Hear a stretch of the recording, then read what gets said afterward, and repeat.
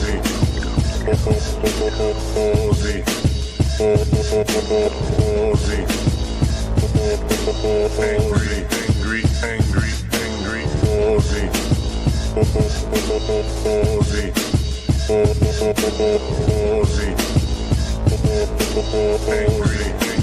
Angry. Okay. Oh, wait, I haven't got this light on. Thought something looked wrong. Quick lighting adjustment. Oh, Lordy. Get that out of my system. Well, I bet that was not even a particularly disgusting burp. Hello, Madam Butterfly. How are you this evening? This morning for you? Still hiding things under your poop? That was hilarious, by the way.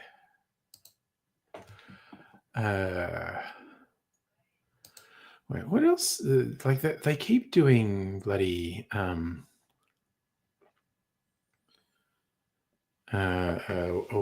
do you call it? New features on StreamYard. So I'm trying to work out. Oh, wait, there's something I can loop. Okay. That's kind of good to know. Okay, different sound effects. Like a train whistle. I should do more sound effects, I think. Hello, Strictly Sega. How are you? So, style. Don't think there's anything particularly new there. Oh, I can do a teleprompter? Yes, I'm going to do it. How does the teleprompter work? Is it like this?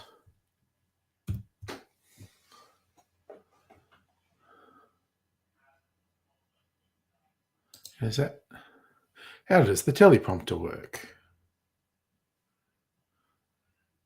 Wait, how do I get it to scroll? I should read the instructions.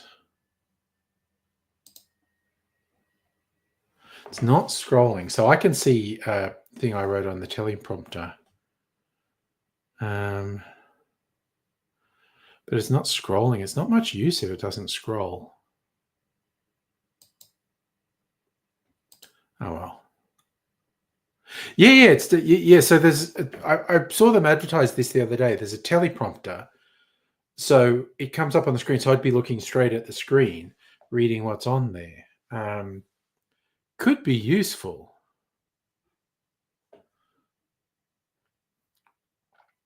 Yeah.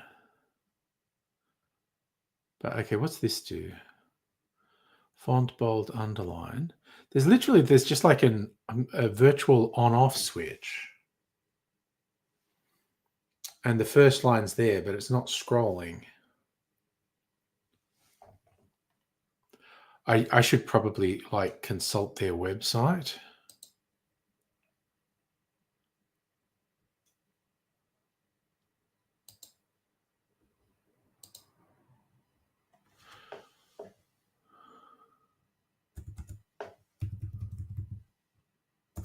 No, okay.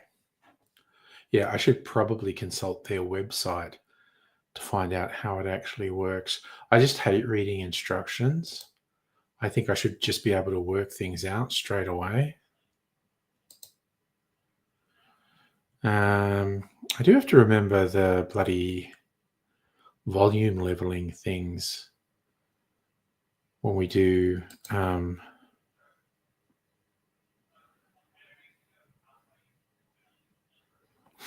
oh, and you can have studio chat. So there's like a private chat. So everyone who's like, in the studio, like in the Angry Bunch, can send private messages that people watching the stream don't see.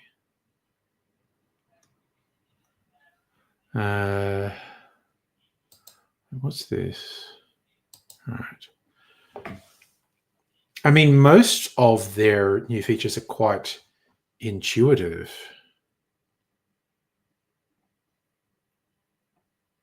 What's this? Oh, there you go. I can just control where I post the comment. Okay.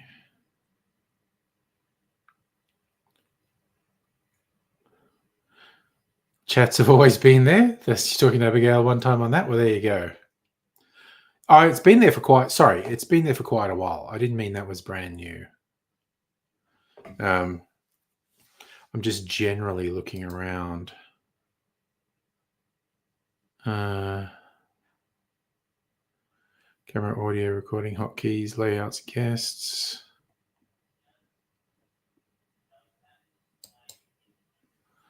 It's a whole thing. Yeah, private in-house chat.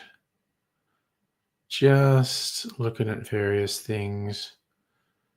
Now, I think I probably have to go to their website to find out how the teleprompter works. Hey, Greg, how are you doing today, this evening? Need help.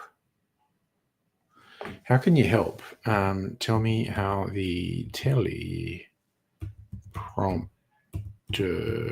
works. Okay. Built-in tool. What is the teleprompter? On-screen script display, automatic scrolling. Where? It says choose from 4 adjustable speed levels. Where?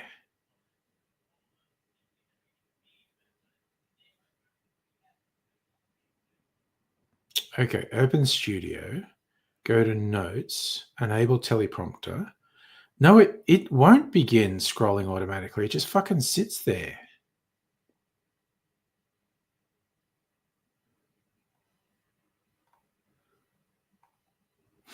Okay, I'm going to try one. Oh, okay. Fuck off, help.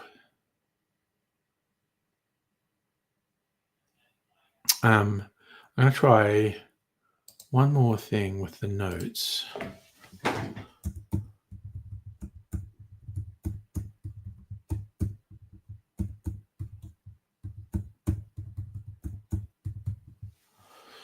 Okay.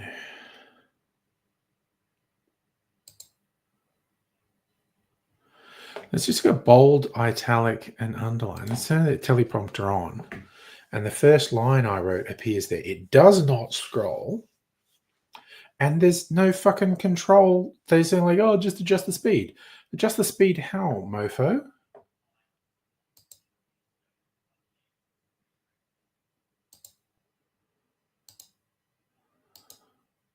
Okay, at this point, I'm sure it's not me. I mean, I never like to admit fault in anything, but I genuinely think it's not me at this point. Anyway, I made a clarified cocktail. I'm not going to make any videos tonight. Although I had an idea of doing some experimenting with an idea for a cocktail. See if I can perfect it. But I made a green-blue cocktail. It's got blue curacao in it. Because I have lots of blue curacao. So I have lots of these overproof flavored rums. So that's in there too. And white creme de cacao, which I wanted to use up. I got a new bottle today. Anyway, okay. These orange peels, because I juiced my orange earlier, so I was saving the peels for Mrs. Angry, because I'm not making any actual videos tonight, so I don't have to do anything fancy with them. But there we go. An orange and blue drink. Looks like pool water.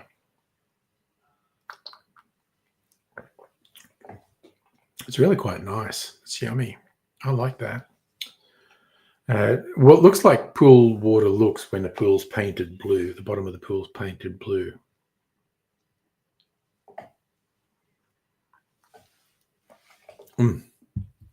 Oh, yeah. That's good. I don't mind that at all. Didn't even put any coconut in it. Probably even better with coconut. That's for another time. I was just doing a quick and dirty today. Want to call up when I've checked with your mum. I never get tired of your mum lines, actually. Which just goes to show how immature I am, but just telling it like it is, man. And how it is I'd like to have sex with your mum.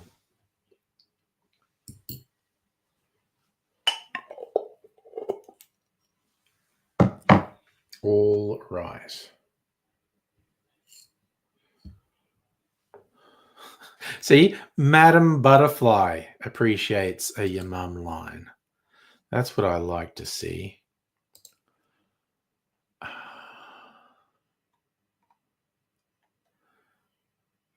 Oh yeah, and Trump's just talking about starting nuclear testing today. I think all the people he said aren't actually nuclear testing. I don't think Trump knows. I'm actually convinced he's a fucking moron. See, when you're in the South Pacific and you hear nuclear testing, you think some bastard's going to start detonating nuclear warheads. But if they're just testing the delivery system, like firing missiles, that's less of a drama.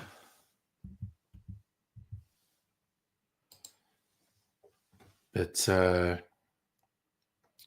still, like, just yet more evidence that Trump's a fucking idiot.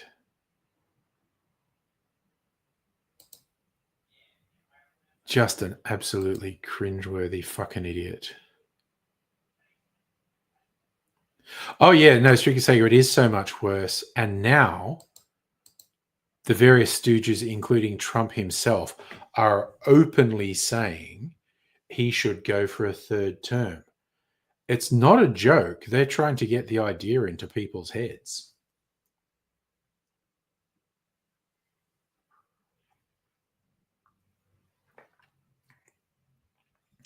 Like, the ones being the most explicit are somewhat fringe, like Steve Bannon, actual Nazi, Hitler-loving, wannabe fascist. Yeah, but it's just like, it's just such a ridiculous shit show. It's extremely difficult to know what the fuck's going to happen next. Madam Butterfly, Trump wants to survive the third term. You're right in that he would probably die, Madam Butterfly.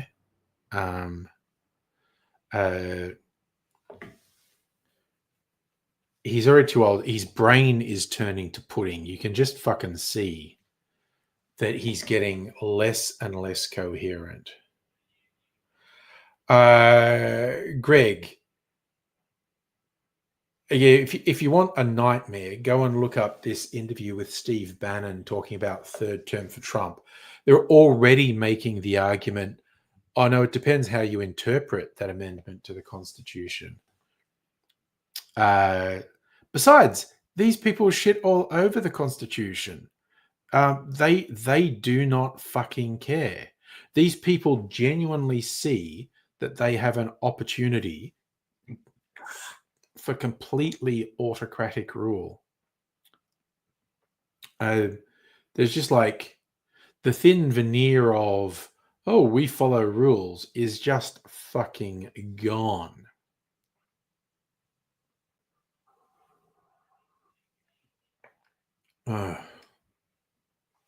So,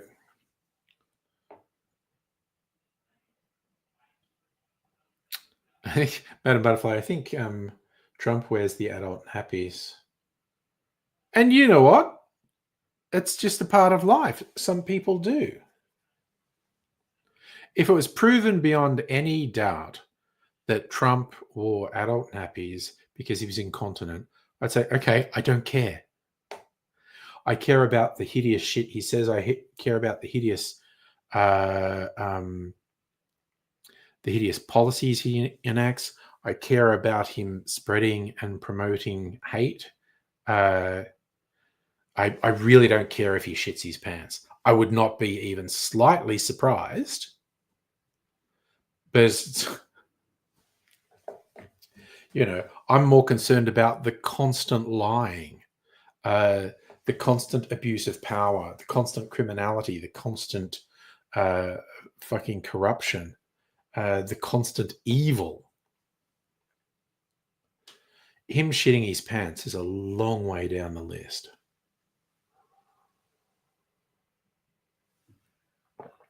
God damn. I just whacked together that clarified cocktail today, and it's really good.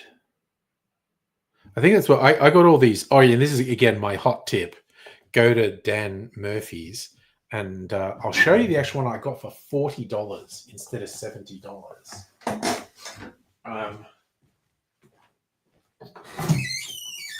They have them at slightly different prices. This was pineapple. That's what I got today. I had to get some refills, but then I couldn't resist. I've got a couple different flavors of these. I got passion fruit and grapefruit as well, and banana. And this is pineapple. So this pineapple grenade, 57% alcohol, spirit drink made with the finest rum, which is hilarious. It's like, we took the finest rum and put so much shit in it, we are no longer legally allowed to call it rum.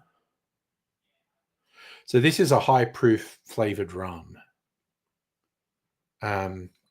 So it doesn't really taste like rum at all, which some people would like, but as a mixer and a cocktail ingredient, because it's got that flavor and it's got the extra alcohol, a little bit of this or the other ones go a long way.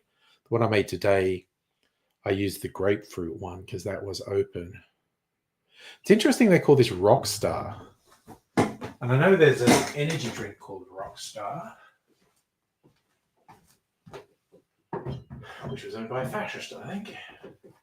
Oh, and I couldn't resist. I got another bottle of this Coastal Stone single malt because it's $55 instead of like $100. It was like, you know, cheaper than Jack Daniels for a quality Australian single malt.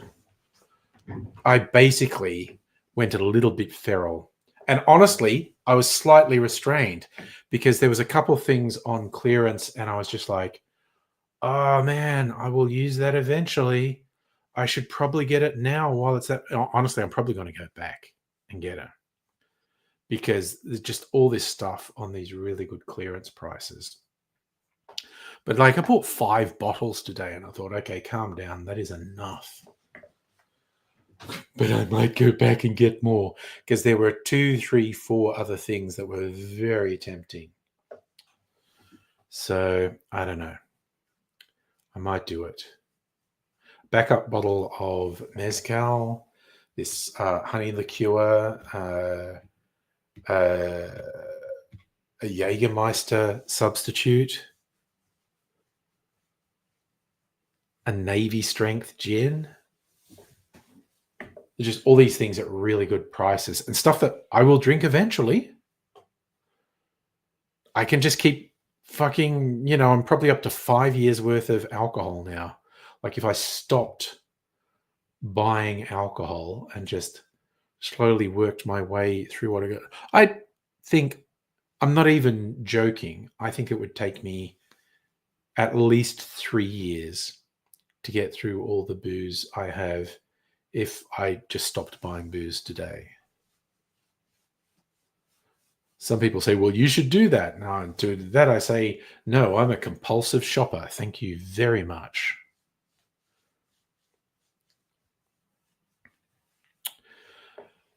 But I was going to, okay, and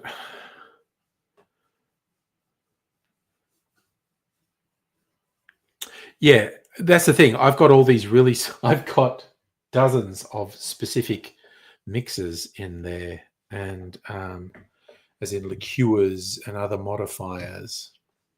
That's the fancy term, Bartok, modifiers. And yeah, I guess the stage. Well, that's why today I got white creme to cacao because I was basically out of it, and I did empty that bottle to make this cocktail. Fernet Branca, which is almost gone, and oh yeah, I just thought while spinning amaretto, it was on special, and I'm going to use it up. And then I got the backup fucking flavored rum and the backup whiskey. About how many bottles? Well, I love doing this, Madam Butterfly. Let's do a quick guess. So that's 3 by 1, 2, 3, 4, 5, 6, 7, 8. So it's 24. That's roughly 100 bottles. In here, you 1, 2, 3, 4, 5. 1, 2, 3, 4, 5, 6, 7, 8, 9, 10, 11. I mean, nearly 200 bottles. I just did a really quick guesstimate. Nearly 200 bottles. Yeah, the rack is 100. And like another 100 in the cupboard. Actually, probably less than 100. Oh, nice, Justin! You signed a lease on New Place. Good stuff. So yeah, probably not much, not many fewer than 200 bottles. I think Kirsten has like 200 gins. It's kind of like she just wiped the floor with me in gins because I have like 20 odd gins, and Kirsten had like 50 or 60 gins. But I had more rums than her. She maybe had more whiskeys than me as well, and I had more modifiers than her. Oh yes, as Strictly Sega asked, Juzzy, you going Brunswick or Essendon? All right, so I had this idea because I wanted to use up some blue curacao and white creme to cacao, and I was looking up, is there a recipe that has them both in it? And the only one on Difford's that has both was a variation on a grasshopper, which is like creme de menthe and vodka and cream, and this also had blue curacao on white creme to cacao. So then I started thinking, well, I'm obviously not going to make it with vodka because I don't think I have any, but fuck vodka anyway. So I started to think because it's called a grasshopper because it's green. Strictly Sega, lost your virginity in Essendon. Oh dear, probably not the only one. Hey Safa, how are you doing? I had one of the versions of a quesadilla from my packaged meals. It was nice. So like, they have it to microwave. What I like to do is I put even a little bit of extra cheese on top, microwave it for 2 minutes so it's heated through, and then I put it on the sandwich press. I don't squish it. I just heat it on the sandwich press, and it gets a bit crispy. And it was fucking yum. There's one thing I'll tell you about these meals, like they had to, I'm actually on the calorie deficit meals. They're actually quite small, but I find them pretty satisfying because they're really tasty. And clearly I'm looking for calorie deficit. So I'm getting what I want out of them, and they're also pretty tasty. There's a decent mix of stuff. Like none of the other ones I you know, got the delivered meals whenever it really had wraps. These guys have a lot of wraps, which is interesting. Important historical events of Essendon. I lost my virginity in Bathurst. So, you know, and because that was uni, a lot of people lost their virginity in Bathurst. Well, everyone who lives in Bathurst, but even forgetting the people who actually live there, I'm not saying, obviously, not everyone who gets to uni is a virgin, but there'd be a reasonable number, and far fewer of them are virgins when they leave. Madam Butterfly, the grasshopper's green, a drink called an asshopper. I'm guessing brown. Well, I was thinking of making it with whiskey, and then it might turn out brown. So what's a brown grasshopper? It's a locust. I would call the drink a locust. Stricky saying, yeah, it was impossible to avoid the races. I actually went to the Easter motorcycle races more often than the 1000, the Tooheys 1000, James Hardy 1000, the Hardy Ferodo, all the names it had over the years. Because by Christ, the people who came to town for the car race were cunts. Just absolute fucking bogan buffhead cunts. Like the bike races got the bad press, and they would fuck with the cops, but they didn't fuck with the people in town. And the shitbirds who came for the cars were just absolute pieces of shit. Like, you were actually at risk when those motherfuckers were in town. The only person at risk from the bikies was cops. And the sort of cops who volunteered to go to that probably, you know, want a head kicking, honestly. Yeah, no, I went to both car races just after I finished at uni. They started doing big my theatre course started doing big entertainment events on the mountain. Like, they got some funding from the local council to do something, and they would actually devise shows and do big entertainment events on the mountain. I'm kind of disappointed they weren't doing that when I was there. My most adventurous thing was performing a play in the prison, because there's a prison in Bathurst. Streaky say used to go to the bikes in Phillip Island. Yeah, Phillip Island bikes, great. And Sappho, the same thing happens. Winton Motor. Any car thing is just fuckwit central. Summer Nats in Canberra. It's just any car thing is instant fuckwits. So, okay, I did that preamble of the grasshopper. So, I think... So the other thing in a grasshopper is creme de menthe, which I'm not a huge fan of. So, okie doke. What am I doing here? We go Difford's Guide. Okay.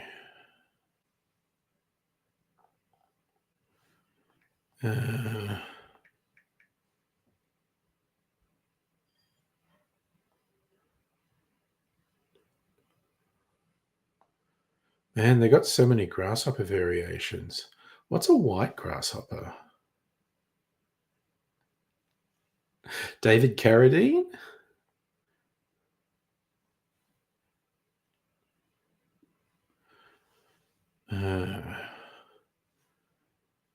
Aquabunker liqueur, white rimmed cow. Oh, okay, that's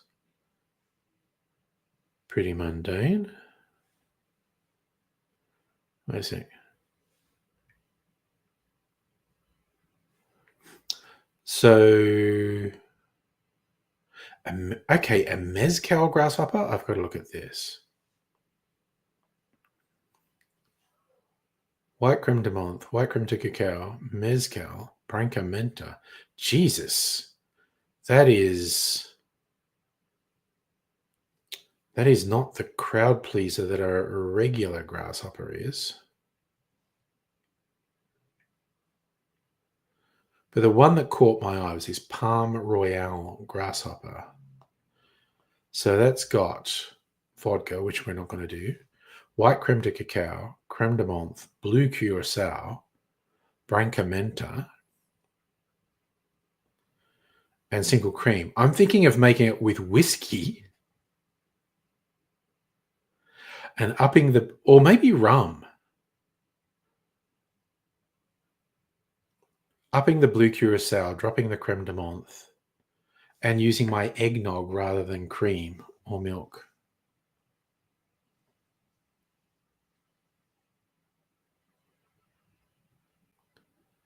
Oh, yeah, Safa, that's true. It could be for our mate Grasshopper.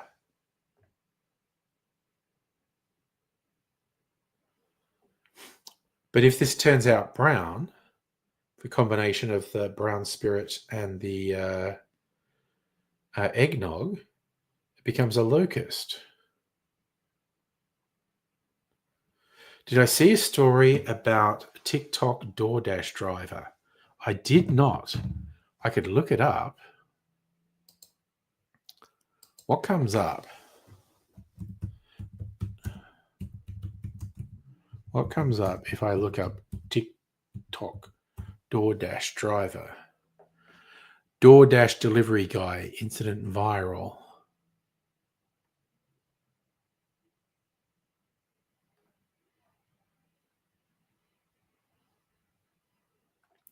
Is it the DoorDash delivery scandal that rocked the internet?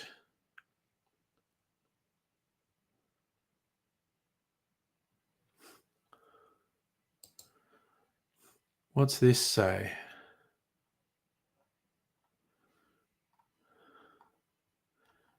Oh, someone who fucking wants me to pay or log in can fuck off.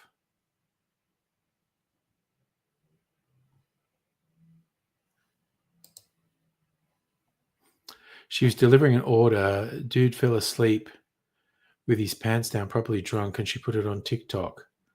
Listed on TikTok, she claimed she was sexually assaulted. Oh dear. Hello, Heine. How are you doing?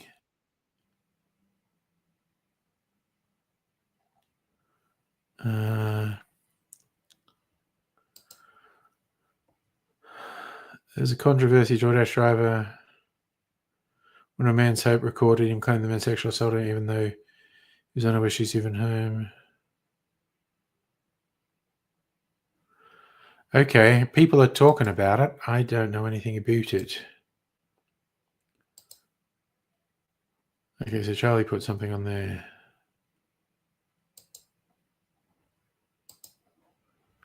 Okay, this is a summary.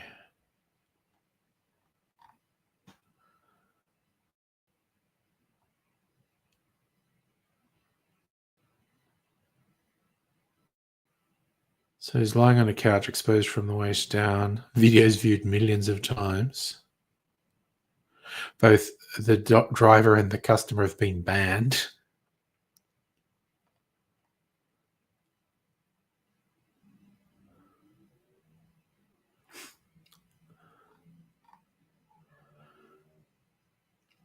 So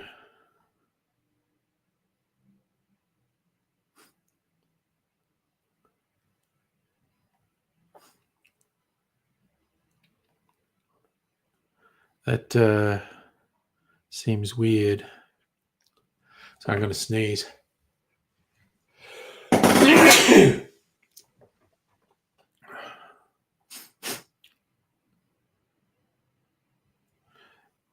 Yes, posting the video does seem to have been a very bad idea.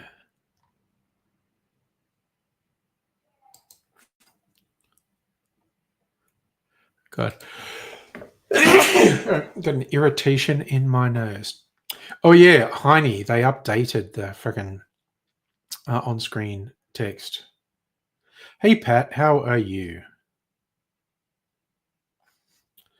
Yeah, so I can... I've got large font at the moment, which helps my old eyes. That's small and medium and large. And it can be the regular box, where you don't actually see very much, or a wide box, like your mum, or tall. And I think I decided tall looks the best. I vaguely remember Sam Pepper. Is that one of those prank fuckwits? Blinded a kid in India. So for doing the adult stuff, paying gas bills. Nice. I needed tissue after all that sneezing. Madam Butterfly, you want a drink called Death in a Glass. There's Death in the Afternoon, which was an Ernest Hemingway drink. Yeah, okay. I'm gonna try and make a weird grasshopper variation. And I also, after those sneezes, I needed tissue. So I'll be back in just a minute.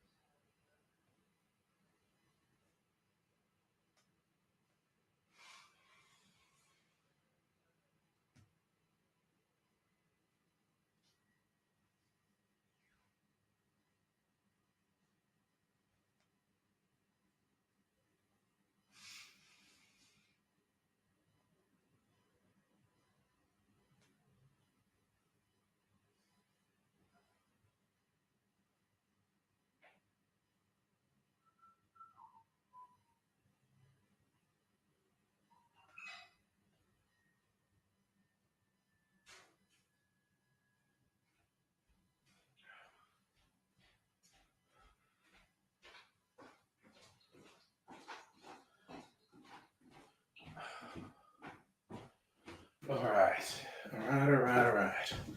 So I'm gonna make a video of this. I might play with it a bit. Oh. Okay. So. Oh yeah. Okay. So exciting news for Pat. We are thinking of actually having an in-person meetup with just a couple of people.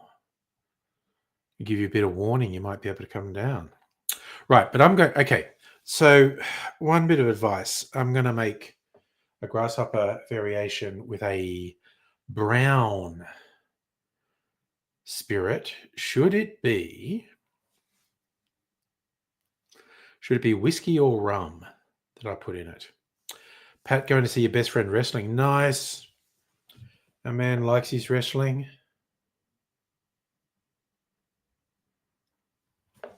So, oh God, I think I'm going to sneeze again. There's a loose booger somewhere up my nose. I knew that it's going to make me sneeze. God damn it. I don't like it when my nose is blocked.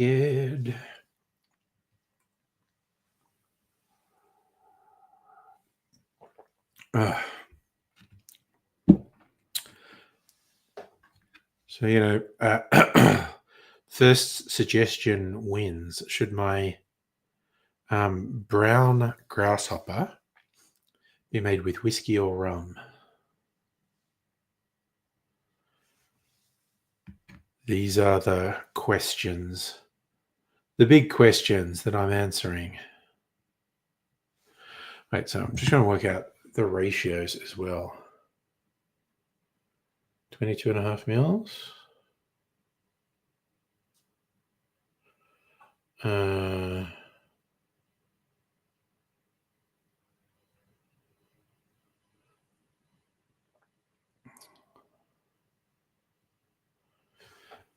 Whiskey? Okay. That's what I was leaning towards anyway. I just wanted someone to say it. Thanks. Should say, okay, let's go over here. Oh, you know what? So I'm not making a video. I can take the microphone with me so we get better sound.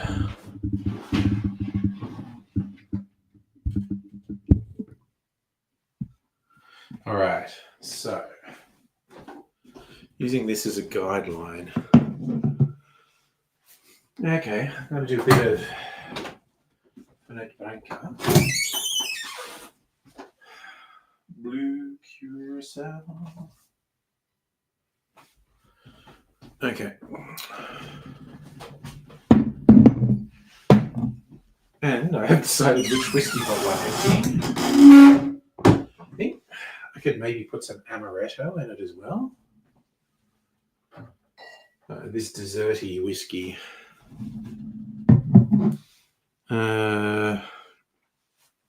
Okay.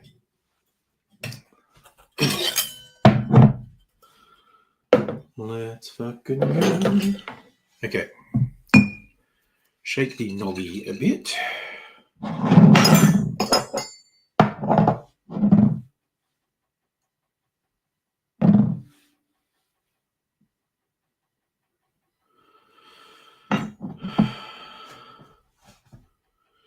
No.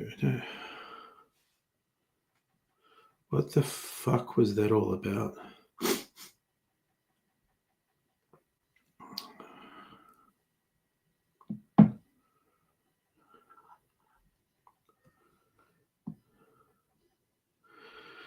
Oh, fucking hell.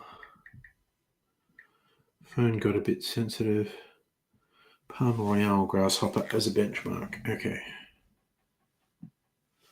All right. 3/4 of eggnog.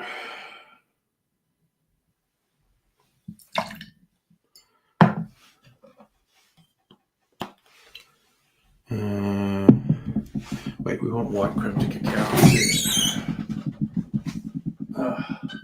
So many ingredients. We'll crack and open a cold one with the boys. Bit of glug, glug, glug. Newly opened bottle.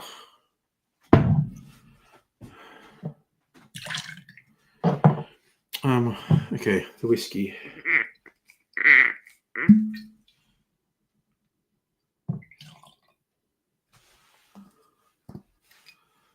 All right.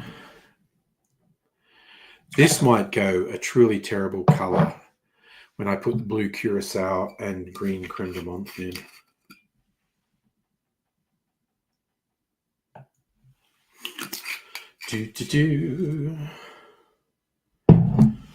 Let's go. Oh, who knows how this is going to end up. Oh shit, that was way too much. Okay, and I spilled it as well. That's going to be sticky as fuck. All right, this is going to be way more minty than I intended.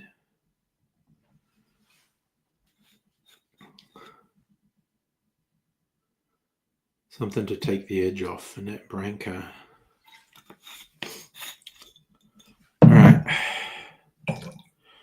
Wow, this is not an appealing color. I love it. Let's go with some ice.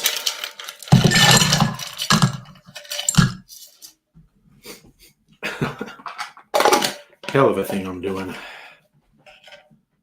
Get a glass. This one maybe. Probably too big. But I don't care.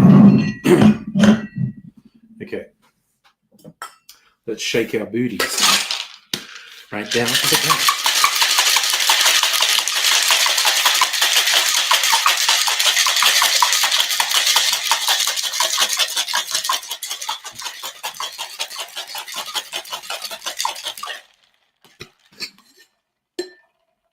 Ooh, it's still green, I think. Yep, it is. It's still green. I thought it'd be brown.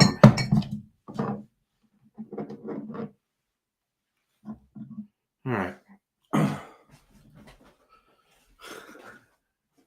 The color immediately makes me think of the Toxic Avenger, quite honestly.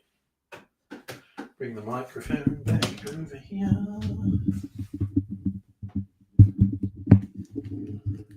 All right. Bring the chair back around.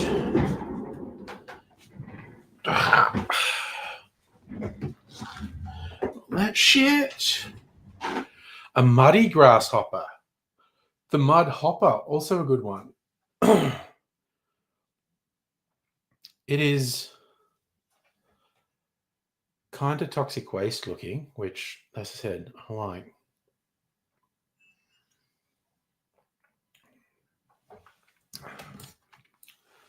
Okay, it's too minty because I slipped and put about 3 times more creme de menthe in than I meant to. It's not bad. Not bad at all. I think I'm actually on a winner. I think I'm going to make it again and try not to fuck up the amount of creme de menthe that I put in. Safa, what are Melbourne's new community safety officers? Never heard of it.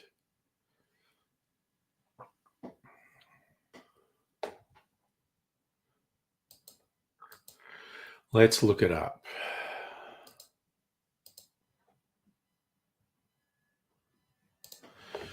Put in Melbourne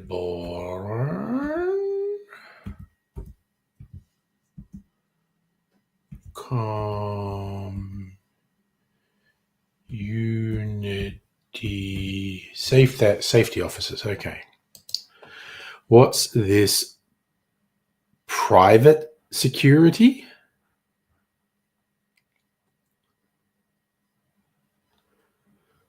Okay, instantly I'm saying get fucked. City of Melbourne hires 11 community safety officers to staunch CBD. There is no such fucking thing. There have been some bad incidents. There is not a CBD crime wave. That is a lie.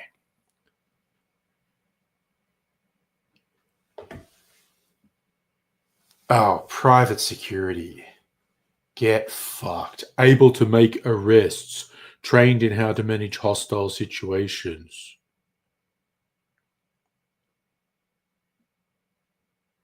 Yeah, everyone is rightly freaking out when someone who appears to be having quite severe mental health challenges just stabbed someone in the street. And that is genuinely fucked up.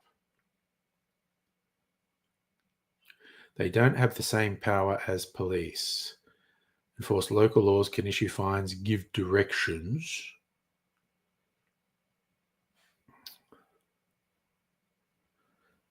They're not police.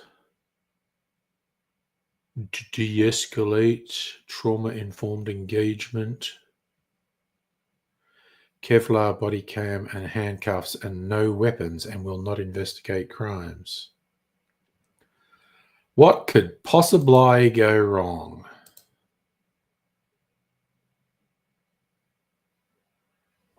The ponds come to light. You're coming up with some good ones there, Strictly Sega. I think swamp water. I don't know.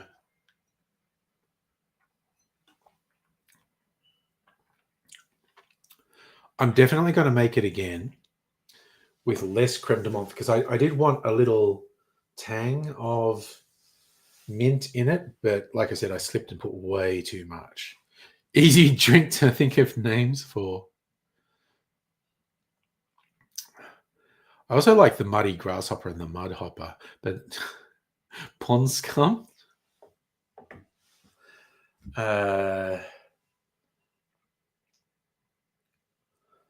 Swamp water.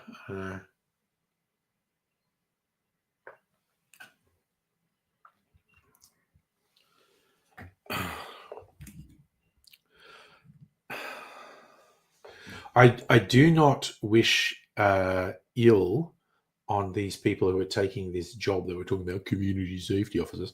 I think it's a bad fucking idea. And I would worry that they would be target for some goombas.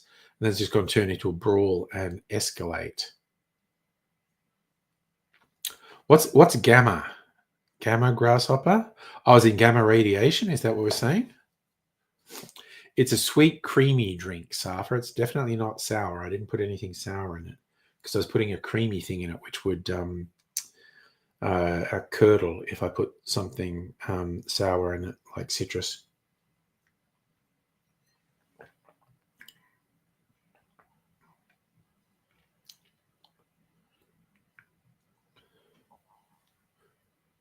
Well, Gamma Grasshopper, I mean, it's like the Hulk at this point.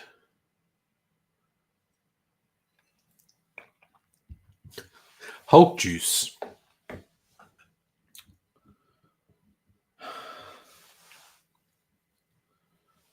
Yeah, like I'm saying, it's actually pretty good. Got that toothpaste taste because the amount of creme de menthe I put in there. By accident. But overall, it's pretty good.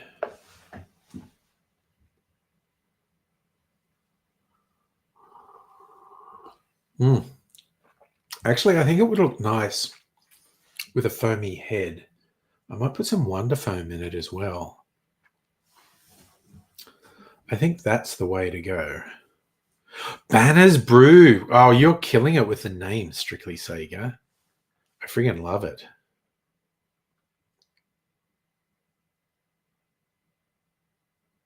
The Hulk Hopper.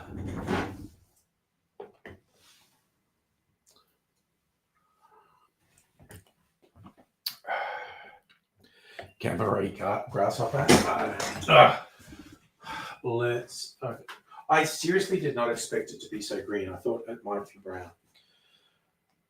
Oh, I'm going to have a big sticky patch here, as the actress said to the bishop. Right, trying that again. Still got some eggnog in here. Okay, we go. Eggnog.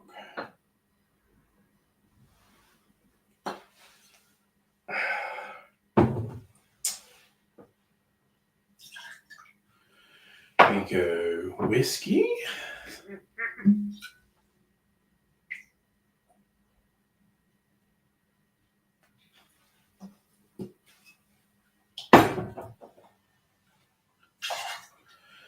We go white creme de cacao.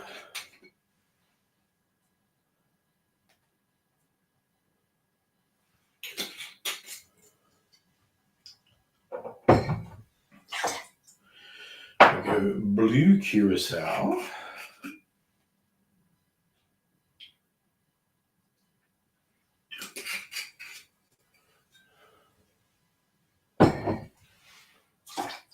Forgot to bring the microphone over here this time. Okay, now this one, come on, steady hand, just a little bit. A little bit of creme de menthe. So I don't mind a bit of mint flavour. And take the edge off the sweetness. Finette Branca. There's a hell of a special at Dance today too, like $20 off. I'll put a bit more ice in. Probably enough ice, but what the hey. A little bit more ice.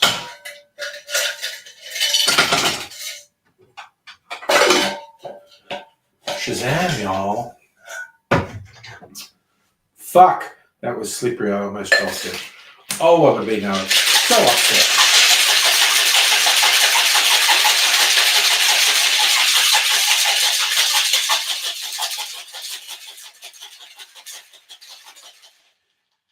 You would have heard such loud swears from me if I had dropped that. Ooh, this one's a better colour. I forgot to put the Wonder Foam in. I said I was going to put... You know what? I can still do it. Fuck it. I'm doing it. Fuck it. We'll do it live. Wonder Foam.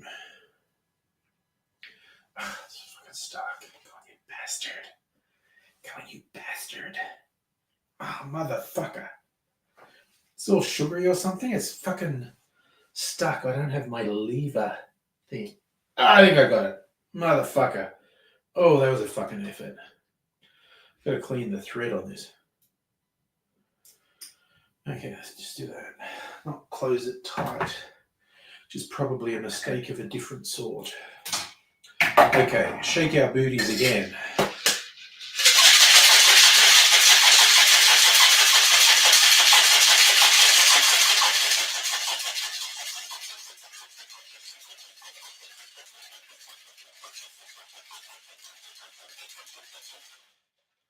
Right.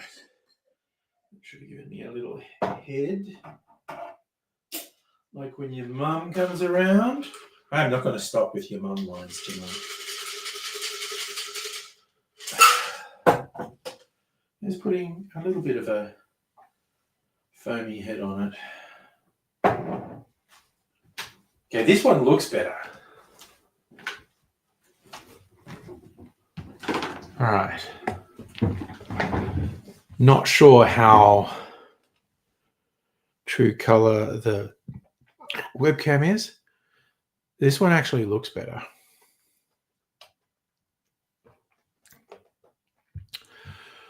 Definitely better with only a little bit of the mint.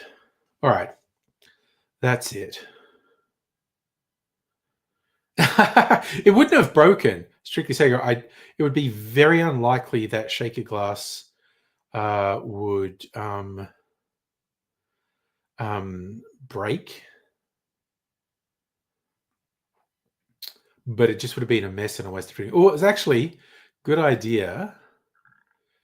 Make it with rum as well, and also then I'll be thoroughly shit-faced.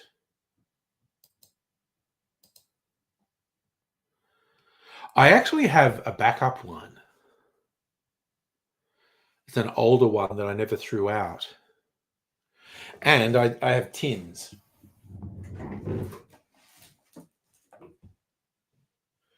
Sexy anodized black tins.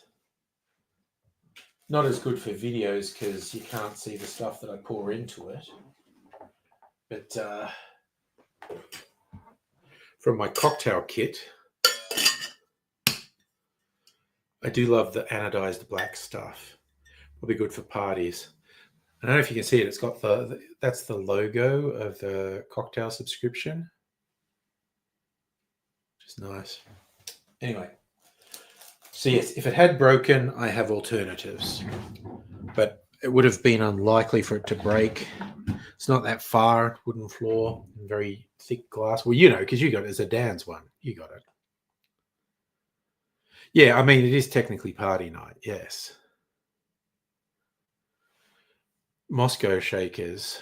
I've got my Parisian shaker, which is my original cocktail shaker that I probably got, I don't know, 7 or 8 years ago. I've still got it.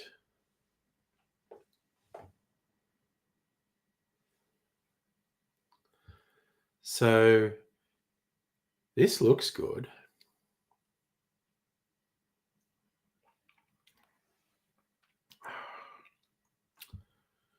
Oh,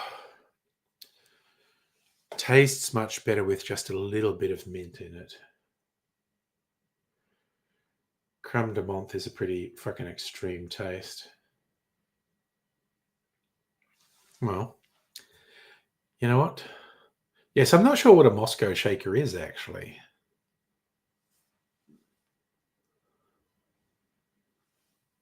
What is a Moscow shaker? There's all sorts of things, and people give them all sorts of names. I'm not altogether sure what a Moscow shaker is.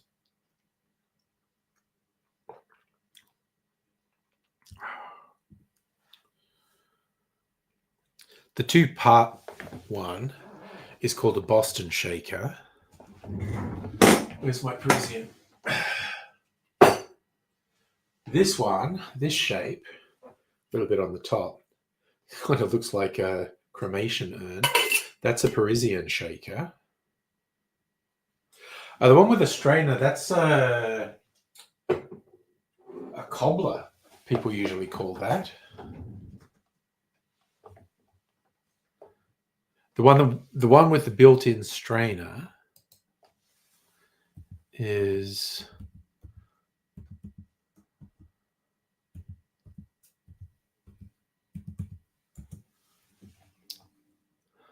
yes, that is generally called a cobbler.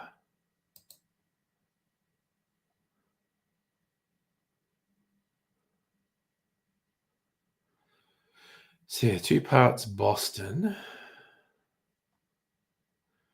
All its little variations.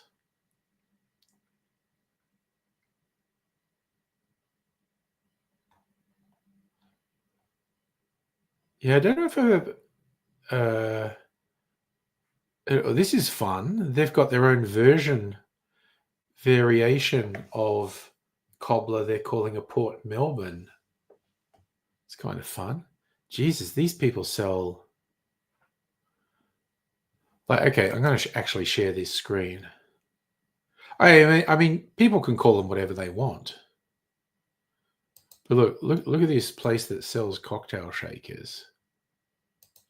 Barware Australia.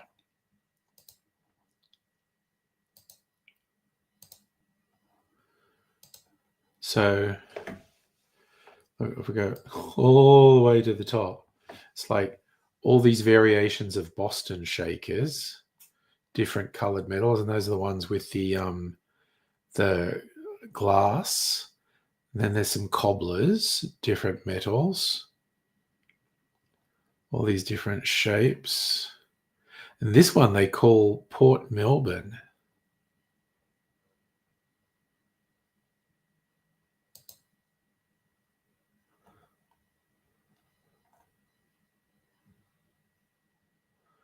This is like a okay, and taken apart. Yeah, okay, it's a variation of a cobbler, slightly different design. So they feel like they get to give it its own name. And, fair enough. It's a Port Melbourne shaker. And then Parisian ones.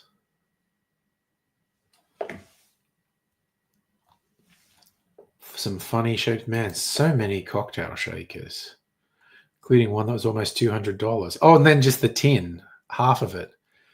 $6.95 for just the bottom tin. God, so many cocktail shake. Oh, plastic ones. Gross. But damn, there were some bloody shakers in that collection. The tit shaker. That's what you get with the female bartender who shakes very vigorously.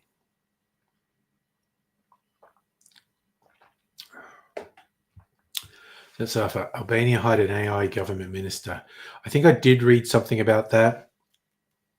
And that's just some stupid as fuck thing to try and get attention for whatever reason. It's fucking silly.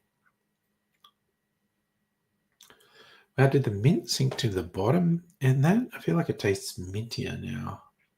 God, I've got to drink something non-alcoholic. Even if I'm going a bit of a party night tonight. Only a bit. Not going to go super late. Not going to go super smashed because I do have to work tomorrow. And I also have to drive. I'm driving tomorrow afternoon. So I don't want to be feeling bleh.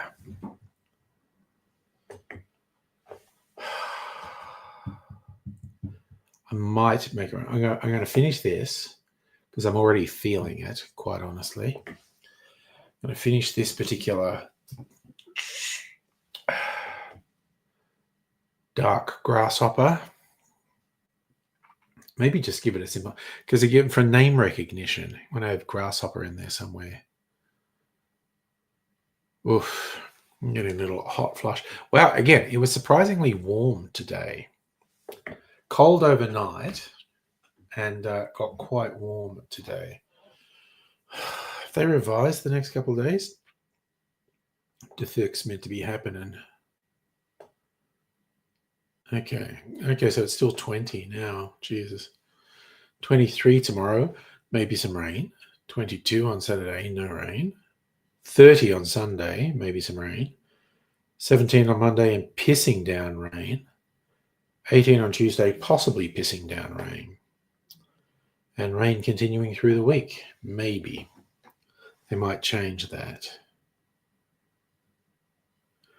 When are they saying rain? Okay, if the showers get out of the way in the morning and early afternoon, I will be happy. Chance of a thunderstorm in the afternoon or evening. Not happy about that. I'm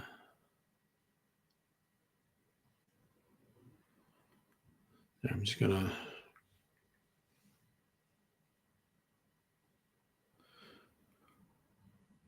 What's tomorrow in Geelong? Yeah. Roughly the same. I was just looking at the other side of the bay, like what's it like in Geelong? Basically the same is what they're predicting. So, dot.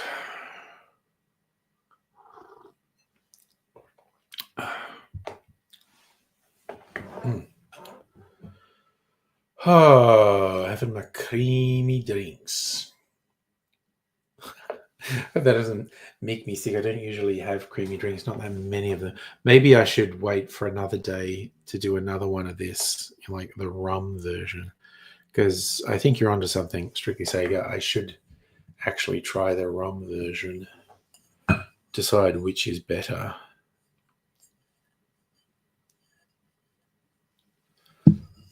Oof, he said, oof.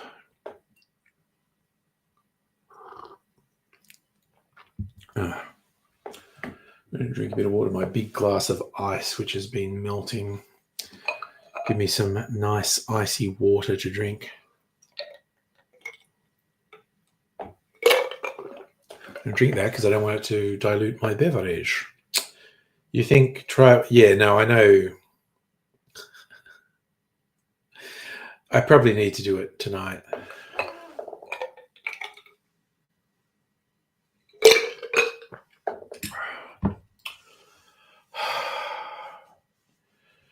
Probably should do it now. That's right. I was going to do a gin mummy, wasn't I? No, it's not going to happen. I can't be making another experimenting with another drink. I apologize because I know that was a Halloweeny type thing. I can't do both. I just can't.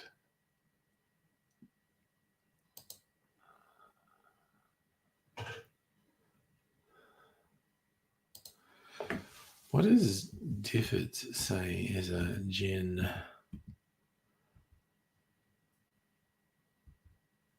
No? Okay. Let me go. Gin rummy cocktail. That's why we were browsing before.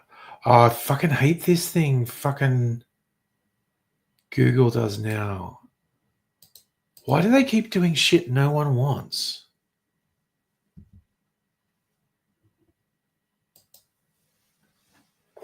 Oh, that's right. I decided. Wait, there is one on Difford's. What the fuck? I think I decided the Food Network one sounded the best. That's not a Simon Difford one. Gin. Yeah, no, that one doesn't deserve the name Gin Rummy, whereas this one, orange juice, rum, and gin, and brandy, and lemon juice, and grenadine.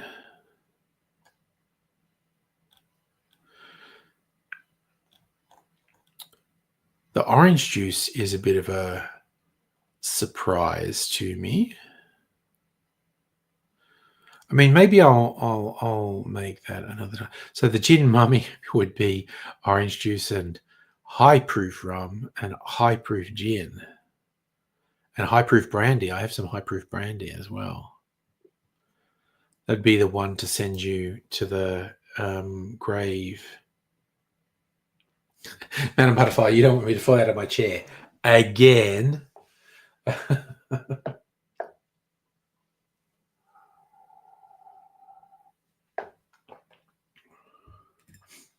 Oh dear.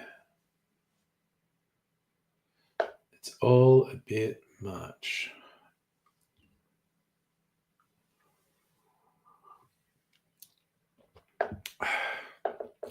I have a feeling I won't be able to taste the difference between whiskey and rum because the sweetness of the liqueurs and that little bit of mint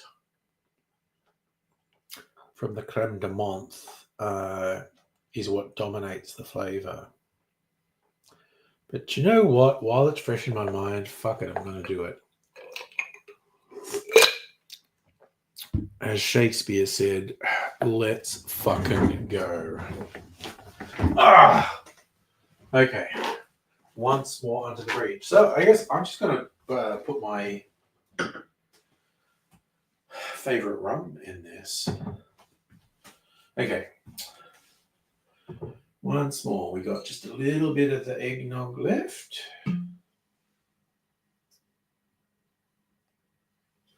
All right. Just enough to do a few variations. Okay, eggnog. Now, rum. Oh, shit. Spillage. Not my favorite rum. Getting spilled. Okay. Be a bit calmer with the pouring this time. There we go. That's better. That's creme de cacao. And the liqueur. But now there's just, oh god, now I have to pee. I can just feel it. But I'm committed. I'm committed to the bit, as they say.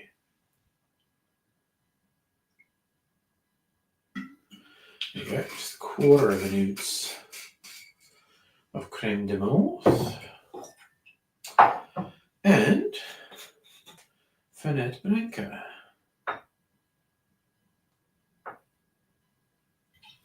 There we go.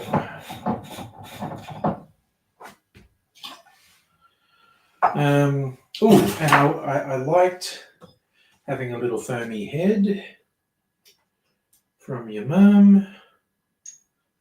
So put some Wonder Foam in.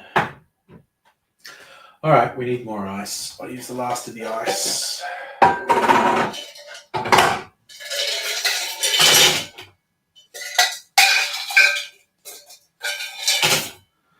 was going to have a martini tonight too. Maybe I still will. Get fucked up with the boys.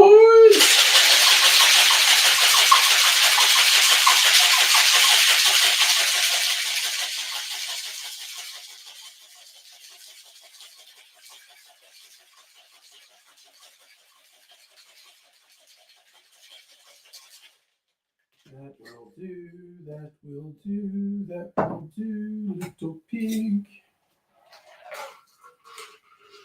All right, all right, all right.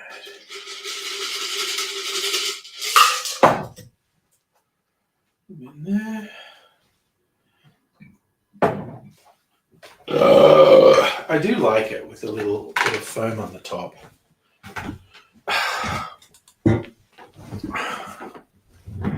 So again, it looks pretty good.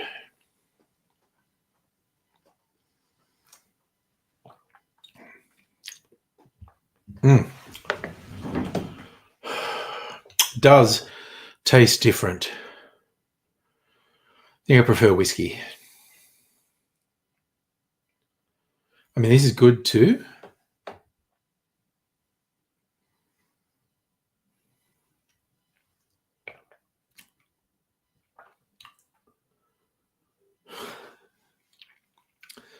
Man, if you like sweet, creamy drinks, that's pretty good.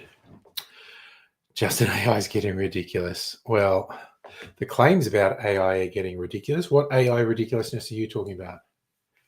Yeah, no, it does. I feel like there is a difference. It's subtle. I could have used a bolder rum, and it would have been really noticeably different. But I was using a relatively benign whiskey, so I used a relatively benign rum. I was just thinking, like I've mentioned several times, the guy who runs the Bakery Hill Whiskey Distillery hates the idea of people using his whiskey in cocktails. He's a real purist. How much would he fucking hate me using his limited edition high proof whiskey in a creamy cocktail? That would just be hilarious. Oh yeah, Justin, the AI minister. And again, it's just Safa brought that up. It's just the Albania. They're just trying to get attention. They're just trying to get people writing a story. It's it's redonkulous.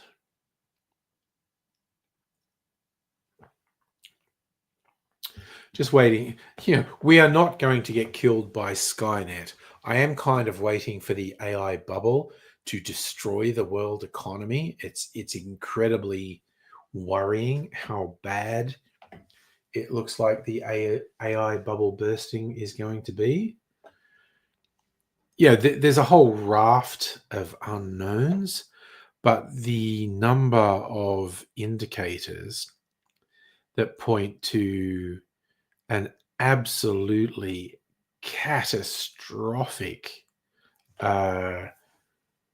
financial collapse because people stop believing the central lie in the AI bubble. It's just like, fuck. Oh my God, Justin, your friend has a fingerprint lock on his house. What could possibly go wrong? Yeah, this has happened multiple times, actually. People with smart homes, lights, heating, door locks, whatever. The company either goes broke and everything stops working. So, yeah, your house is bricked, or they decide default functions are now require an upgrade and a monthly subscription. I was reading some description of one company's bought up all the garage doors openers in the US, and they got these smart garages. And so you've got a display on the thing, and you have to go, they push ads on your display before you can actually open your garage door. It's just like, these people need to be dragged into the town square, put in the stocks, and us common people get to pelt them with rotten vegetables. And yes, Justin, that's the other risk, getting hacked.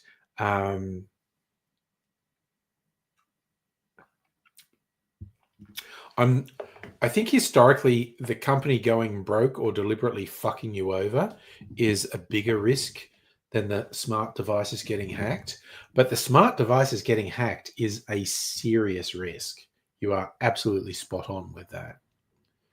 It's just redonkulous.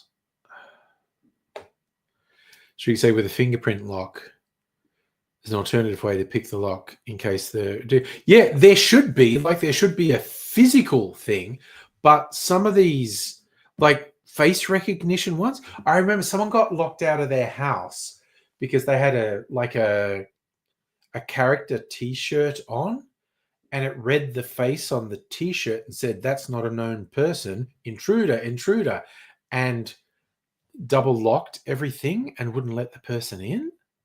It's such a fucking bad idea. Like, I do not have any smart devices. Like, people like internet connected fridges, lights, vacuum cleaners, door locks. It's just like, no, get fucked. Justin, your Democrats abroad system was infiltrated. I guess that's probably a target, actually.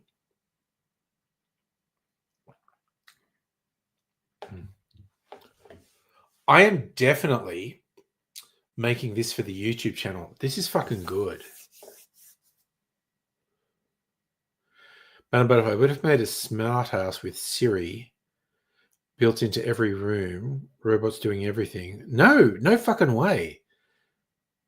So likely to go. You know what you made me think of, Madam Butterfly? The really old Simpsons episode where they get a smart house and it's voiced by Pierce Brosnan, who gets the horn for Marge and so decides to kill Homer so it can have Marge to itself. As soon as you said a whole house with it was literally, no, it's the smart house from The Simpsons with Pierce Brosnan who goes crazy and wants to kill me because he's got the hots for Mrs. Angry. Couldn't blame him. So that's why I cannot allow smart devices into my house, because they'll fall in love with Mrs. Angry and try and kill me. Greg, new work computer, log in via QR code, the phone, Face ID, then a code, server hack recently, stopped production for 3 days, makes sense. It's, you get pass keys now. And look, the problem with biometrics, face recognition, fingerprints, voice, all that shit, is if a hacker manages to hack that, and it's possible to hack all of those things. Well, what do you do then? You can't get a new face, you can't get new fingerprints. So there are some pluses to biometrics, but there are risks as well. I do two-factor authentication on everything. I can't change my password. Some things I can't even log into without like getting a message to my phone going, was that you trying to log into the website? Because you should have two-factor authentication. It hasn't happened for a while because I think I have a much lower profile now than I used to, but I used to semi-regularly get emails from either like YouTube or Facebook or Twitter going, oh, this is the code for you to change your password. Tell us if you didn't ask for this. And I was like, no, I didn't ask for this. So there's always opportunistic dickwads out there trying to break into things, hoping they can just change your password. If you don't have two-factor authentication, it makes them easy for them. And about how you can argue with the smart house. I mean, the opposite of that, there was a webcomic I thought was quite funny. There's some people in the house and the guy saying, hey, Siri, can you do X for me, please? Thank you. And his friend says, why do you always say please and thank you to Siri? He goes, oh, just in case. And then there's the future with the robots taking over and enslaving all the humans. And you go, be nice to that one. He always said please and thank you.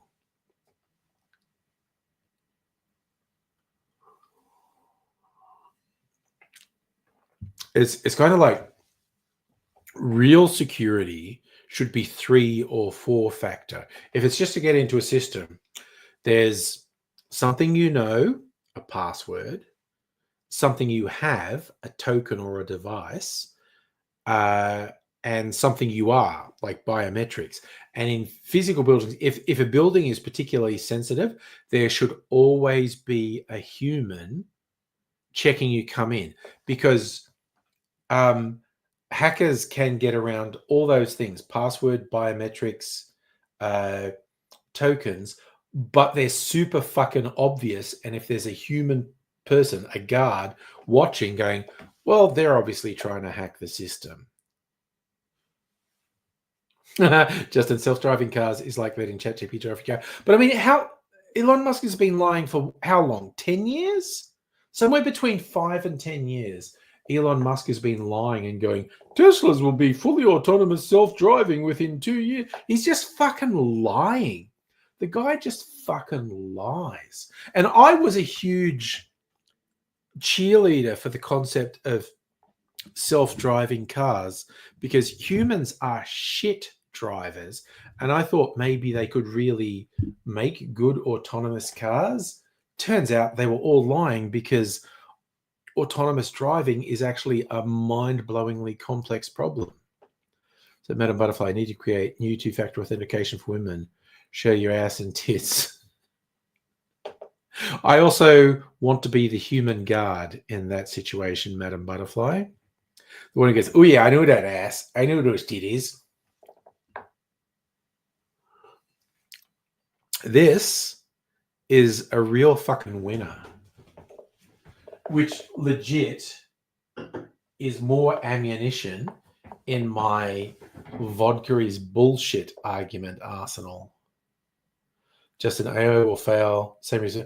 We are going to, AI is going to fail, and also we'll be saved from the concept of Skynet killing us by bad programming and bad implementation. It's that simple. I thoroughly believe the AI hypesters are just fucking liars.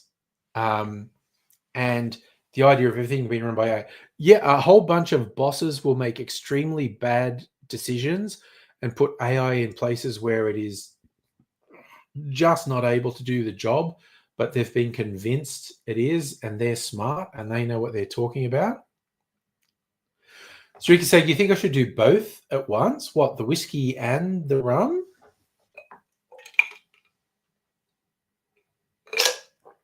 That would be interesting. Actually, literally having them side by side. A double drink vid. Yeah, I have a couple ideas for double drink vids.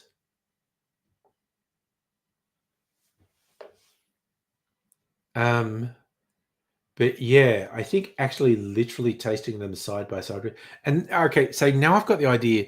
Should I put a bolder whiskey or a bolder rum in the drinks? Because it was a pretty mellow whiskey and a pretty mellow rum that I put in, and the difference was small. Safra, I did see that thing about that WiseTech company getting raided by the feds. That's trouble. You go, oh, the company's in trouble. Oh, no, the feds raided them. Yeah, that's bad. Oh, yes, Justin, we were talking about the exam stuff up. And maybe Hannah brought it up because she's a Queenslander. Yeah, that's people being taught the wrong stuff for an exam. Yikes. That's not good. All right. I'm going to have some pink lemonade. I may have had enough alcohol, but I really was going to try my martini, the one that I thought was too sweet. So I just topped up with shit tons of gin. So it's now a 4 gin martini.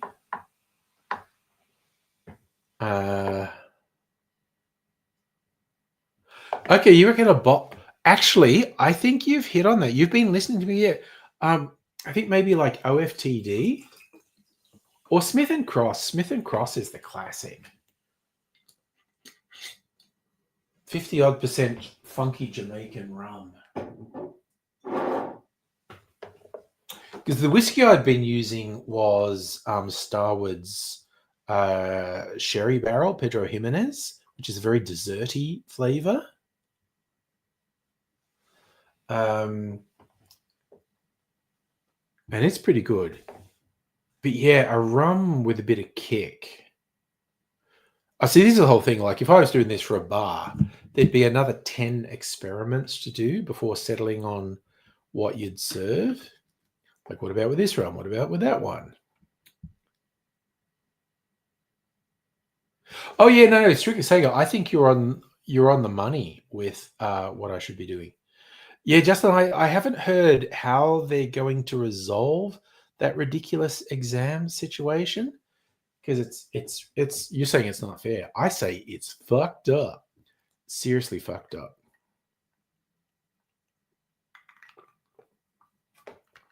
Oh man, I like that pink lemonade. Who makes okay? Schweppes should fucking sponsor me. I swear to God. If I'm not drinking their mineral water, I'm drinking their pink lemonade or their ginger ale. And honestly, the only reason I'm doing that is because it's regularly on half price at the supermarket. But Schweppes should fucking sponsor me. I swear to God. They should just back a big truck up to my place and unload a couple of fucking pallets of their drinks. I wish I was an actual influencer where I would get free shit. It's like, Schweppes hears I'm on live streams saying Schweppes stuff is good. You should get it.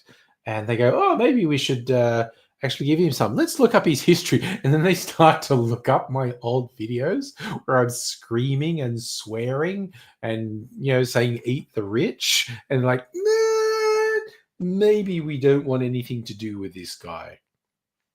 I swear to God, Tizen's song, I Might Be a Cunt, but I'm not a fucking cunt, has been on loop in my head today. Because there's a bunch of things like, you'll all be shocked about this, but sometimes in retrospect, I think I've been too severe on people. I know you'll all be shocked at that concept that maybe I go a bit over the top sometimes. But I will stick to that as a slogan. And will honestly look, yes, I fuck up. I might be a cunt, but I'm not a fucking cunt. It came into my head because when I started rethinking about that weird probable troll who popped in last night, who was talking about Bering, I think I kind of feel like I missed an opportunity for interaction there because they just made the one comment and I made fun of them for a while and they didn't comment. I thought they just fucked off. And then I went and made a cocktail and I looked over and they seemed to be making multiple comments when I wasn't actually here and paying attention. I went, oh no, this piece of shit is spamming the comments while I'm not here. So I just blocked them. But I feel like I might have missed an opportunity for a bit of fun. But also he just said like, oh, I just came to see if you're a bigger piece of shit as Bearing. Said, who knows? Maybe if I actually talk to them, they may have actually been a reasonable enough person going, oh, maybe Bearing was just talking shit about you.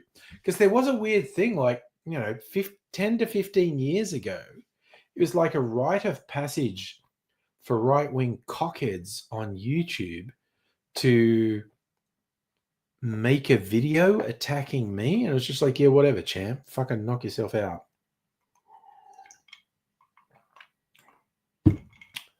It just became funny to me when I ignored them and they kept kind of being obsessed with me. And I went, just say you want me, okay?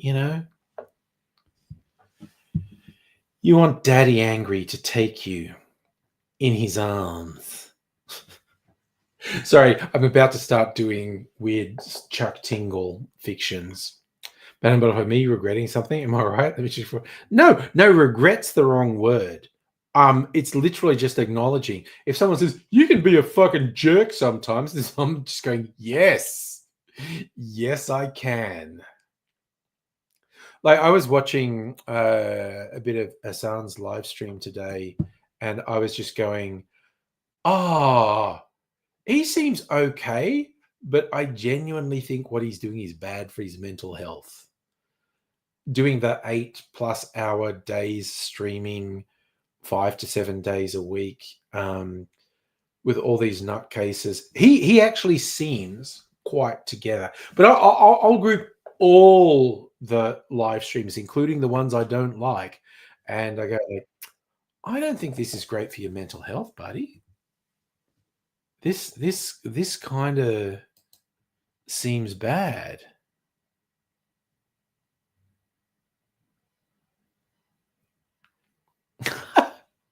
I just got a notification someone posted something to Discord. Is Juzzy posting a screenshot? The Grindr shareholders proposed taking it private to give him greater control. Sure.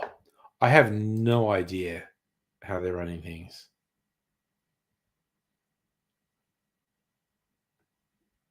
Yeah, well, strictly speaking, the dog thing was very weird. It was definitely very weird and got to him. I was still thinking like, he seems okay, but I genuinely don't think what he's doing is good for your mental health. I think there's a whole bunch of other ones who are doing way worse. Like it's clearly fucking them up.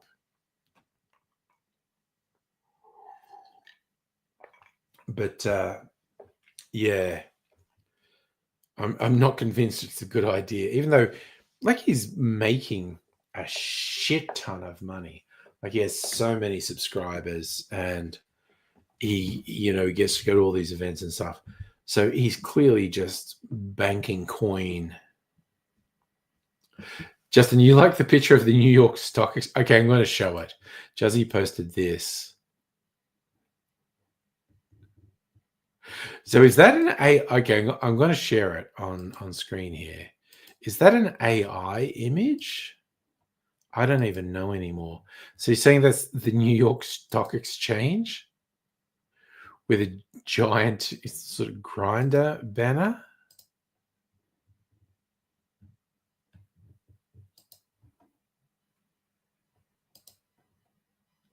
Someone's 0 feet away.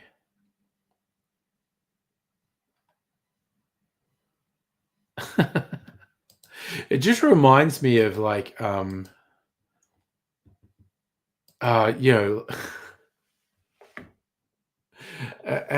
boy up in Queensland, let 1,000 flowers bloom, but I don't want to talk about it because every week someone gets torn apart by fucking crocodiles. Bob Catter. And at one point he was saying something about representing his constituents. And I think to a large extent, Bob Catter is more honest and has more integrity about representing his constituents than a lot of politicians do. But he's also more than a bit nuts. And he was saying something about there being like no one gay in his electorate. And I remember a journalist going, man, I just so wanted to open Grindr and say, you know, someone who's down to fuck within 2 kilometers of where I am and show Bob how many results popped up. But yeah. Shuki saying, I think he did stand by it. Right wing is used to release a lot of pent up insulin. People are just fucking weird. Like I had so many fucking wing nuts sort of obsess over me over the years, and it's just like, buddy, I don't care. So Struki say you looked that up. That was a real pic. It was on Getty, taken in 2022. I mean, very funny. All the New York Stock Exchange cares about is money. They don't care what you're doing to make money. Seriously, there could be a child trafficking app that had 500 million users, and they'd go like, yeah, there's a profit to be had here.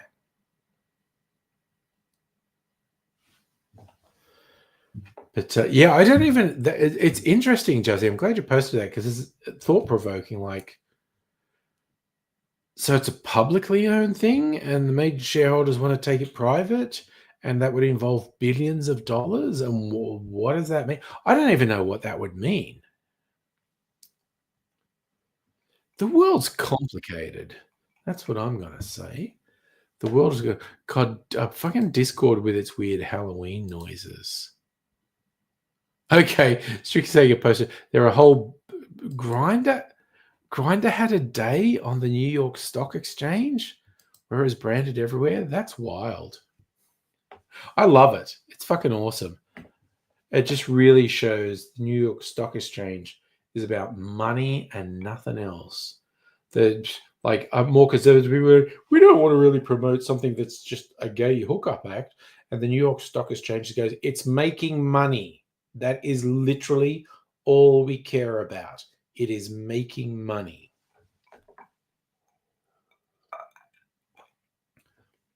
It was also kind of funny because Grindr was a couple of years ahead of the various hetero hookup apps. And people were saying like, yeah, there'll never be a hetero one of these. It's just like gay guys are really into just like fucking anyone. How wrong we were. It took a few years, but we ended up with all these dating apps that were just hookup things, swipe left, swipe right, and all that shenanigans with all the heteros. So there you fucking go. Also, I've got to say, I am so glad I'm not in that market. Like I've been with Mrs. Angry for 20 years and I could not be happier. Both because Mrs. Angry's super fucking awesome, and also I don't have to deal with fucking dating apps. They didn't exist. Like I did actually meet Mrs. Angry online through a website, but it was a website and you had to put a bit of effort in. Not like this fucking swipe left, swipe right bullshit. God damn, that shit is nasty. So glad. So very, very glad I don't have to deal with that shit.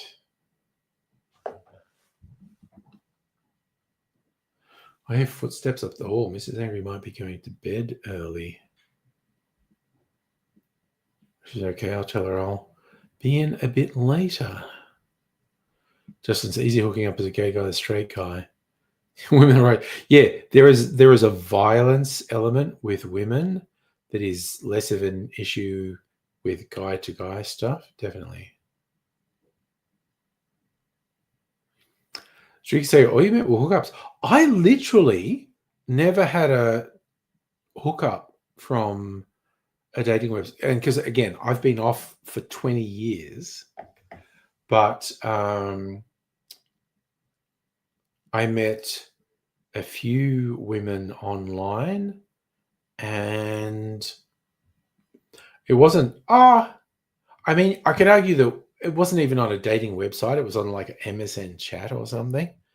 I could argue that I met someone and she was basically like very late at night / early in the morning sending me not nudes but suggestive pics and saying, if you come over, I'll make you breakfast. And I was like, yeah, fucking why not? And you would be surprised that A, I had breakfast made for me, B, fucking was involved. So that was a long time ago, though. Oh, God, I never used Plenty of Fish, Strictly Sega, but it was a very interesting site. I met Mrs. Angry on RSVP, which was big, 20 to 25 years ago.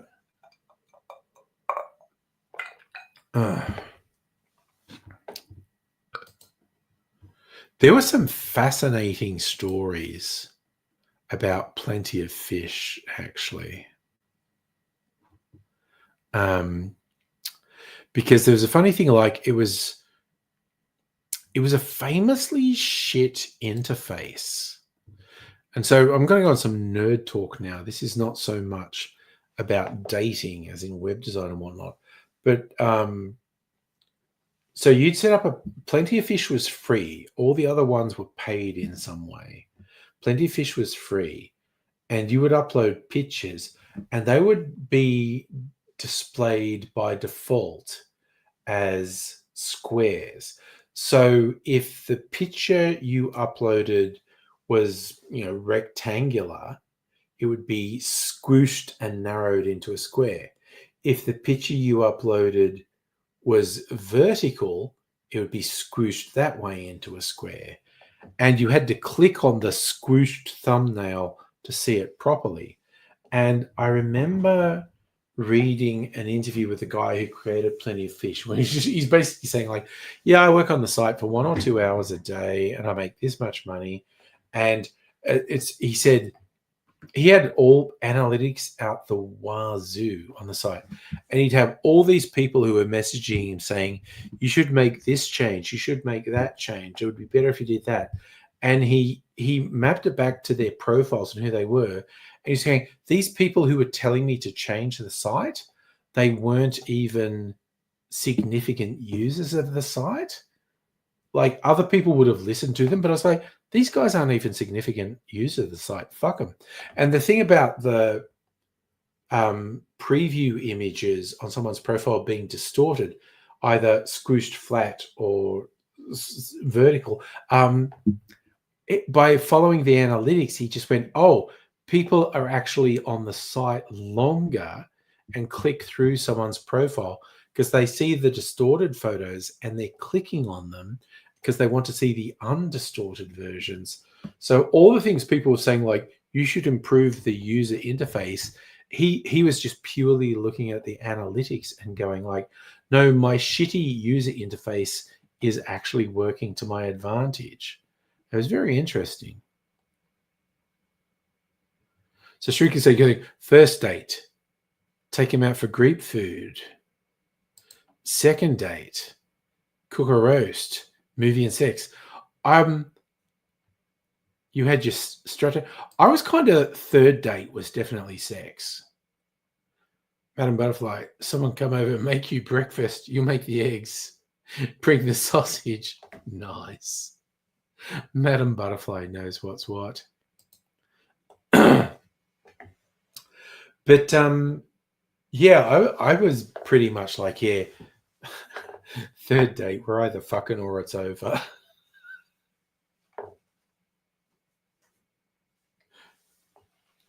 It's kind of like your message, hey, do you want to come over and watch it? This was pre-Netflix, so I guess I was slightly ahead of the curve because what I was suggesting was Netflix and chill, and messaging girls like, oh, we did, we had a coffee, then we had a drink, This time, oh, there's a movie I wanted to watch. You want to come over and watch a movie? And she's like, oh, you want to fuck? And I was like, yes, I do. So, like, yeah. That's just the way it is.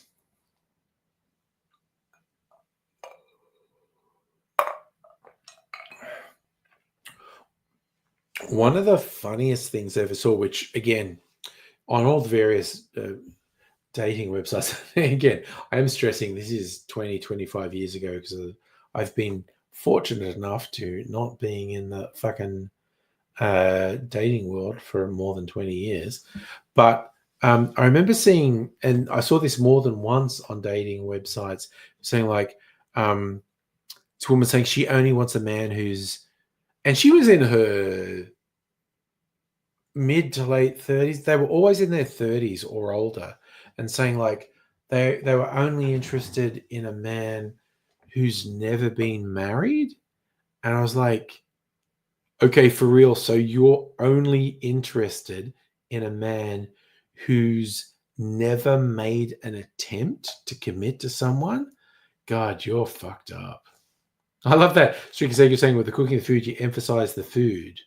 If you say anything else, it looks like you just want sex, which you do, but you don't say it. It's the game. You got to play the game. And I swear, like legit, I've had this after I was joking about like in the past having a girl like saying, hey, you want to, this is back when, okay, this is how long ago this was. It's literally renting videos. So like, hey, I rented a video. It's this. I think, do you want to come over and watch it? And after the fact, she said, like, oh yeah, I knew you wanted to like just like fuck when you said that. And I went, oh really?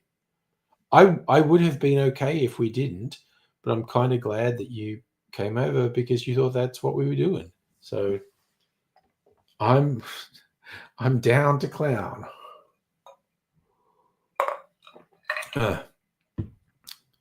So, I don't know how long I'm going to last tonight. Seriously, making all those creamy cocktails as there. I do want to try the martini I made, actually, the freezer martini. Don't have a musician flatmate. Oh, musicians are fucking scumbags. They're so sleazy. Don't say that because I have lots of musician friends.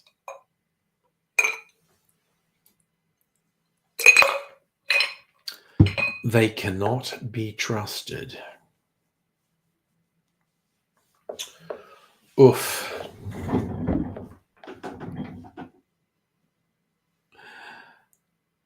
I know musicians are the fucking worst.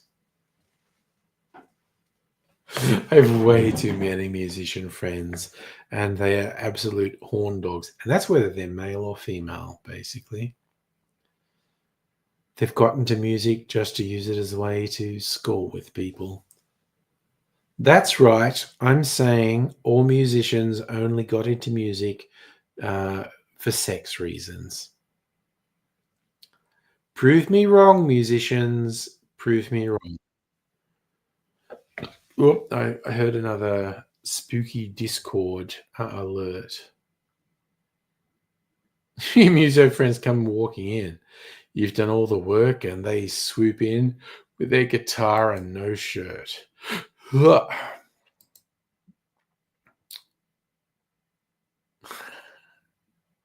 Mofo's fine, just not letting up with his political links posting on my Discord.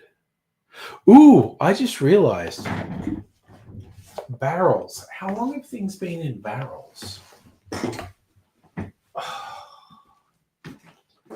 Has it been holy shit. I'm freaking pissed. Oh god, the label fell off the whiskey. Where's the fucking label? Oh no, it's on the top. 17th October. Okay, it's definitely 2 weeks for the whiskey.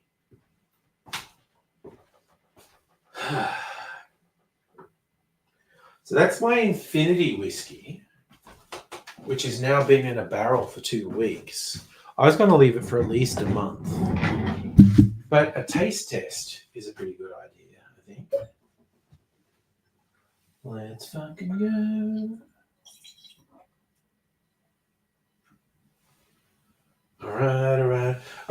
Have I showed this? I found, well, actually, Mrs. Angry found this cleaning up. Young Mr. Angry did this in primary school. It's like a meme pillow. I fucking love it. I'd forgotten about it. We found it when we were cleaning up. It's freaking awesome. Strictly say, you think I don't seem pissed? I'm not fucking losing it, but damn.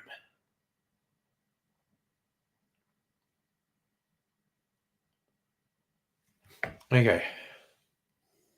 Oh, that smells good. That's such a whiskey smell. I'm so shit at the words of this. I'm just going like, it just smells nice.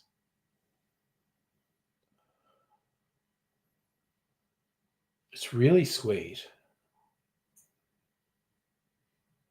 Maybe kind of stone fruit sweet. Hello, her ladyship.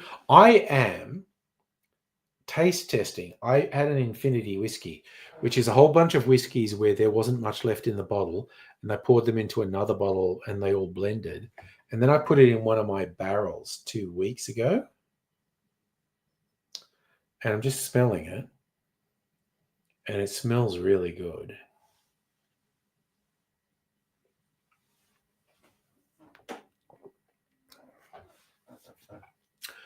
I had, I think, port in that barrel.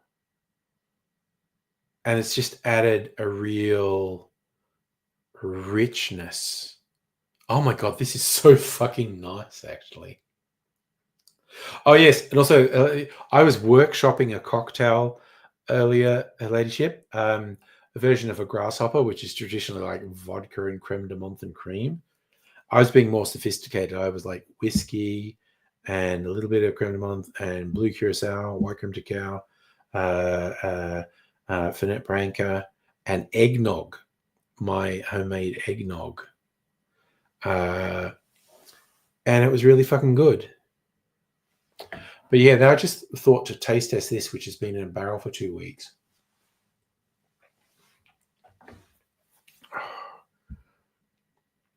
Oh, really has picked up like sweetness from the port.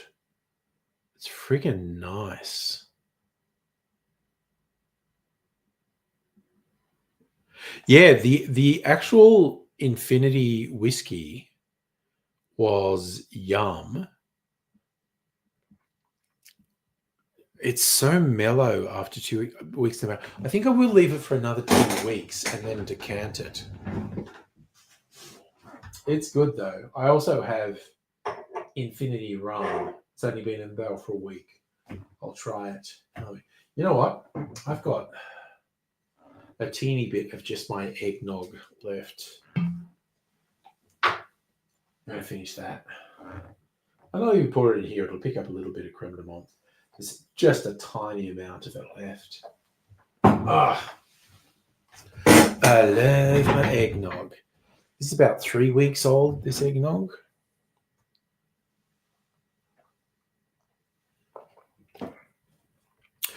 Damn, that is some good shit. Like I was cracking open a bottle of this eggnog with Mrs. Angry the other night. We were just drinking, going, damn, this is good.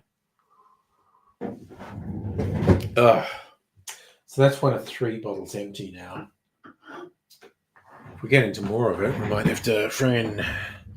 Yeah. Okay, I feel like I need a pee break. Oof. Should I put something on? Should I put something on for a couple minutes or just like friggin' leave the room for a few minutes? We'll have a pee break and maybe go and get my freezer martini because I'm still coherent. So maybe I fucking need it.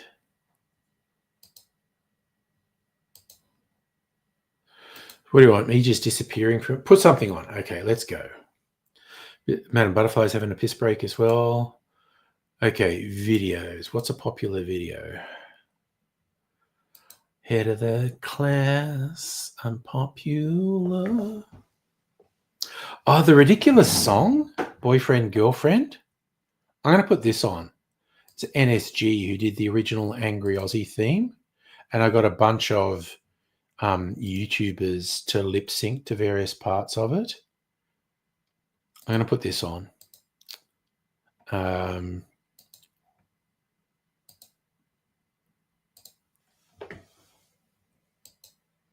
right, got to do this. And play it. Okay, Miss This is for everyone who's been in love or are in love. Do you wanna be my boyfriend? Yeah, I like to be your boyfriend, cause since the beginning we was like best friends. Yes, I like to say I do. Cause everything about you is right. Then it's true. Yeah, I wanna be your boyfriend. I wanna give you a cuddle when you're feeling down. Yes, and I won't complain. There's something inside and I can't explain. Yo, girlfriend, baby, Boyfriend, baby. Okay now, you don't know. Boyfriend, It's MSG. boyfriend. I ain't a hard man, I just want some love ting. Cause the love you bring is the love supreme. It's the love of kings and you can be my queen. Yeah, we can be seen holding hands, cause I'm the man who provide that security. Understand you emotionally, so when you're having that EMT, I'll be there with a cup of tea, rubbing your feet while you watch TV. And when you're free, I'm there to please, so there's no excuse to abuse me, baby. I know I'll be your man, I love you till the end of time. I can't really use that lyrics, it's from another song really, but what the hell, eh? Do you wanna be my boyfriend? Yeah, I like to be your boyfriend, cause since the beginning we was like best friends. Yes, I like to say I do. Cause everything about you is right. Then it's true. Yeah, I wanna be your boyfriend. I wanna give you a cuddle when you're feeling down. Yes, and I won't complain. There's something inside and I can't explain. Yo, girlfriend, baby, Boyfriend, baby. Okay now, boyfriend, you don't know. boyfriend, It's MSG.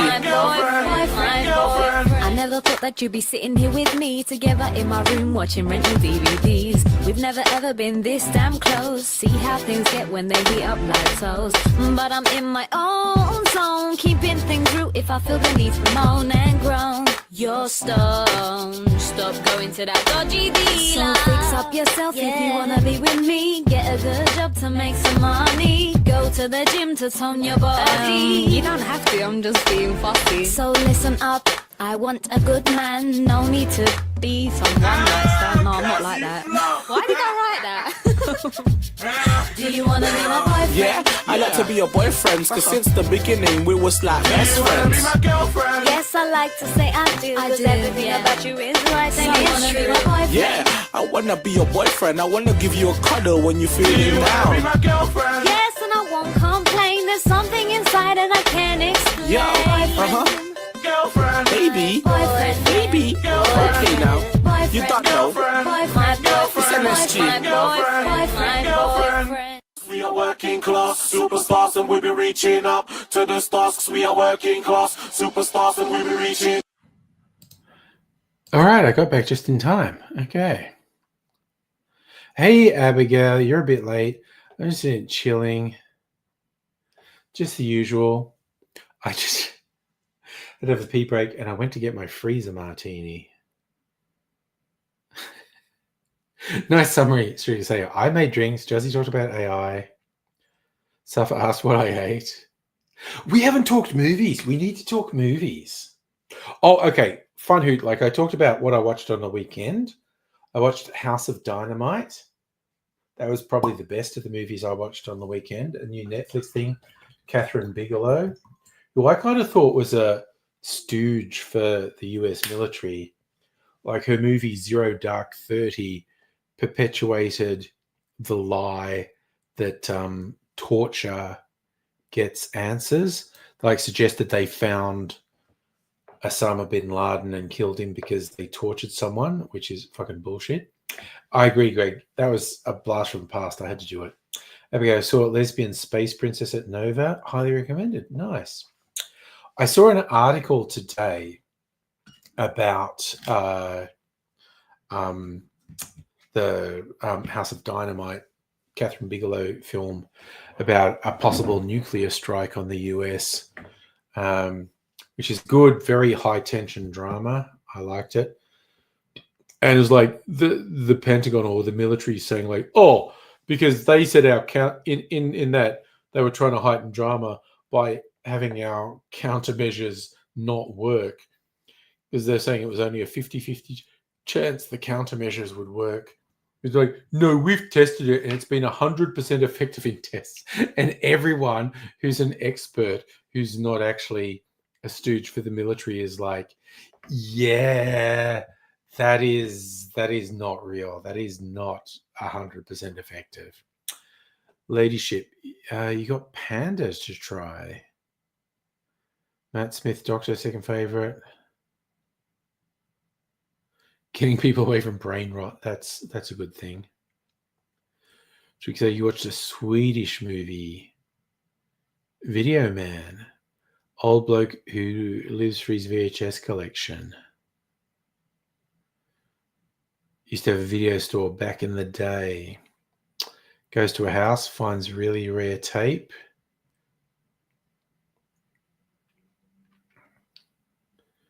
Tells a friend. Mysterious person calls, offers him 20,000 euros for the tape, and it goes missing.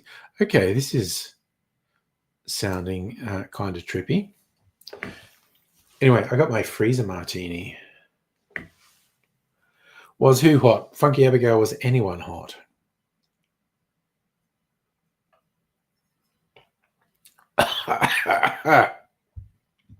Oh, when that okay, Strixie said that the whole thing, you don't know if someone's losing his mind or the boy's trying to fuck with him. That whole what's real, what isn't. I've seen movies where that's done really well, and I've seen movies where it's done really badly, and it seems like it's just an excuse for the filmmaker to not commit to a narrative. I think that's the difference. When it's like, what's happening? Is this real or is this imagination? It's like good films or TV shows, you go like, yes, I'm into this and I'm immersed and it's a real mystery. Is this real or not? And then there's bad films and TV shows when it's like, oh, is it real or not? It's like, dude, you're just not fucking committing to something. And that's bullshit. Anyway, freezer martini.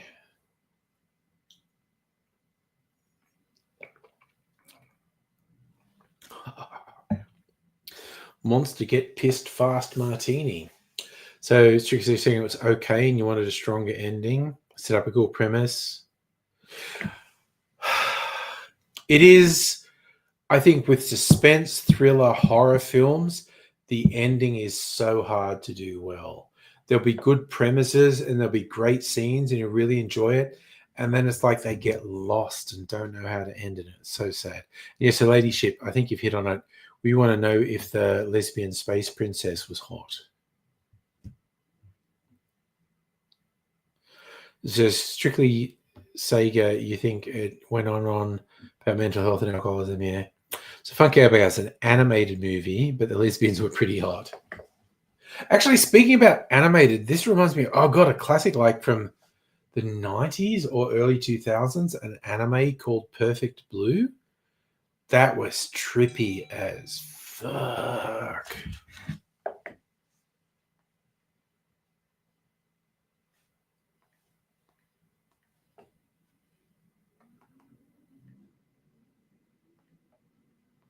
I feel like I can hear some boy racers out there, like engines really revving.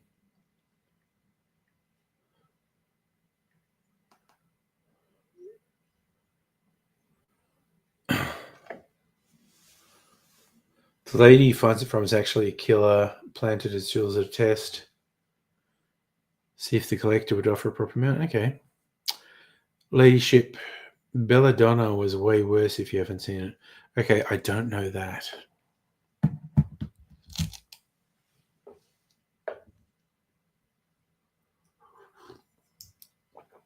I tell you what I will give a solid gold rating to that I've been watching. The Apple TV series Slow Horses. I think they're just up to season 5. absolutely hearing boy races out there. It sounds like race cars.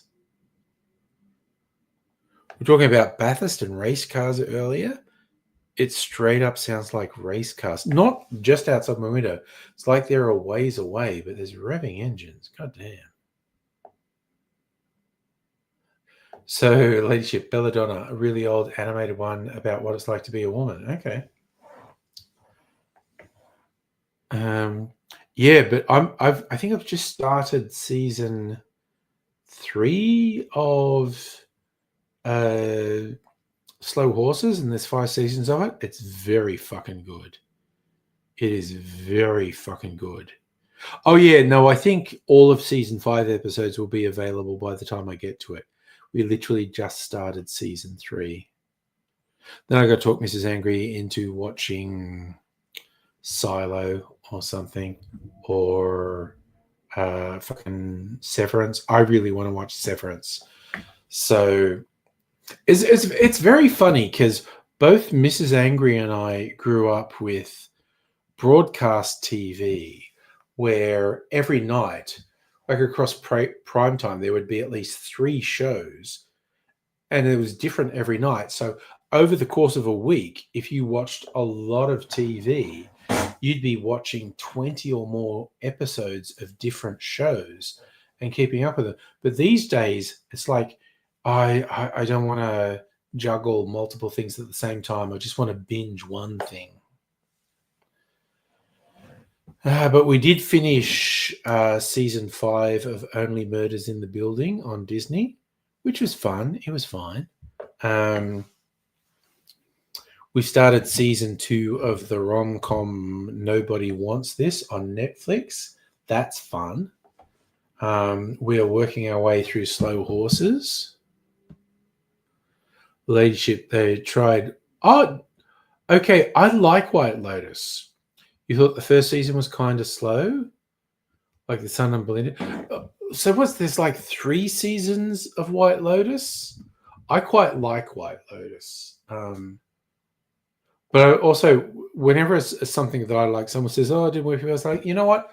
We all experience things differently. Art and entertainment, it's very subjective how we experience it. And I try not to get too worked up if someone doesn't like something that I like. But also, channeling back to when I talked about the Disney song, I might be a cunt, but I'm not a fucking cunt. Thoroughly acknowledging I'm a jerk sometimes, or even lots of the time. But I have to admit, I love the cast they pull together in White Lotus. Very good cast in every season. Really enjoy them. Like anything with Walton Goggins, I'm going to be into. I freaking love him ever since Justified. Again, anything with Timothy Olyphant, I'm going to be super into. But Justified, it's got both Timothy Olyphant and Walton Goggins in it. That's friggin' awesome. I actually feel like I maybe want to rewatch that as well. There's like 5 or more seasons of Justified. It's a fucking great show. I don't think I can get Mrs. Angry into it, but I might try. We'll see. If you've never watched it, if you like character-driven crime, thriller, mystery, complicated story shit, I think Justified is friggin' amazing. Like, I think it's up there with Breaking Bad. Breaking Bad's really good. I've also got to get back into fucking Better Call Saul at some point. Stricky say you love Walton Goggins? Yeah, no, Walton Goggins is great. Pretty much anything he's in is good. Like he even did this cheesy video on YouTube for GQ or something that was showing off his house, and he was hamming it up, and like it starts with him. He's sort of like, "Oh, GQ, I didn't expect you to be here," and he shows off his house, and I was just like, Walton Goggins just seems so fucking cool, quite honestly. Oh, psych! I Okay, so like Psych was on broadcast TV like 10 or more years ago. Like that is not a recent show. That is and I remember enjoying Psych, but I probably only watched a few episodes of it.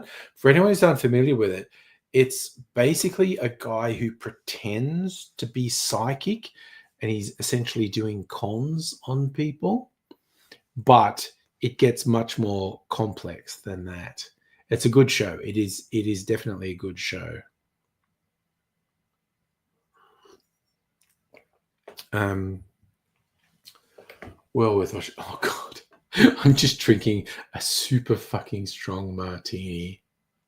We're going to see how long I last right about now. Should we say a lot of what? I'm freaking losing some chat there. What did you say? A lot of new shows, background shows on your phone. Okay. Ladyship.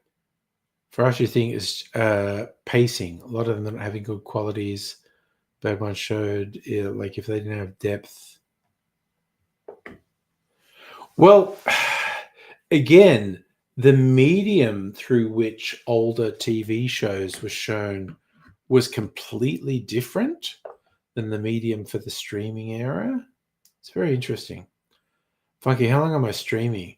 Oh yeah, but I'm going away tomorrow. So I'm going slightly longer to maybe till 11, probably not past 11. So I'm going away for the long weekend with Mrs. Angry, so no streams till next Wednesday. So I thought might do a bit extra tonight. Not super extra because A, I do have to work tomorrow, and B, I have to drive tomorrow afternoon / evening. So I don't want to be bleh. But I do maybe go for a while tonight because this turns into a short streaming week, only streaming on Wednesday and Thursday. It is true, Abigail, I did actually put it in the title. But not everyone pays attention to the title. Like last night, we didn't even discuss what was in the title because I always look up, did anything interesting happen on this day?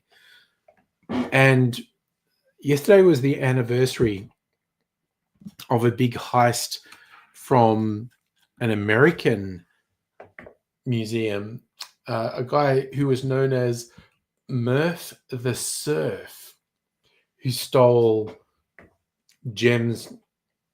Is sometime in the 20th century. I'd have to go back and look it up again. But I was like, yeah, we're all talking about the Louvre heist. But yeah, Murph the Surf did the heist of the 20th century. So yeah, Ladyship seems like don't like doing character growth arcs much anymore. You're an asshole and that's it. It's interesting. I think it's super subjective. And that doesn't mean wrong. Like when I say someone, well, your experience of that was quite subjective.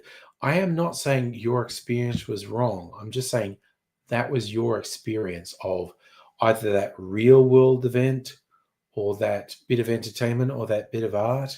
And I think it's important to acknowledge that we experience things in our own way. And other people may experience the exact same thing in a completely different way. So like, fuck work. So you're not feeling well. Oh, I'm working from home. No one has to know what I'm doing. I set myself a personal goal of a thing I want to do tomorrow, which is not going to be too taxing, quite honestly. I think I'm meant to be like in a couple meetings or presentations, but I'm not presenting. So tomorrow is a pretty low stress day for me. That's why I can afford to drink freezer martini. Abigail, having said all that, I have to admit, I love that's our thing, our take on the prequels. You know what? I genuinely have to watch the prequels, and we talked about this. I am genuinely going to swap you this box set of the prequels with so many hours of extra features. I'm so overdue to come and pick up my laptop from you, but I'm definitely gonna swap this for you for my laptop. DVDs, not Blu-rays, of the prequels with a shit ton of extra features. Like so many hours of extra features in here. Her Ladyship, it was a pretty good show. Just wish you'd got more of the characters. Yeah, I saw an interesting thing recently because I love watching YouTube videos where people who deconstruct things, and they're talking about like there's the Reacher series, which is on Prime, which I find hugely entertaining. Like it's stupid as fuck, but it's so entertaining. Like the guy who plays Reacher is just this ridiculously proportioned guy. Like his body doesn't make sense, and it's so fun. But someone said, like, in this Reacher show, they literally tell you everything that's going to happen. Like they were saying the Reacher thing is aimed at no brain entertainment. And I was going like, well, it entertained me. I must be a no brain person. I don't know. Oh no, Abigail, I absolutely want you to work through the endless hours of extra features in this, and I'm definitely bringing it over. Her Ladyship's funny. Had to ask Anakin to slow down because he got good at the lightsaber fighting. Nice. Oh, Madame Butterfly, I'm sure there is a porn version of Star Wars, honestly.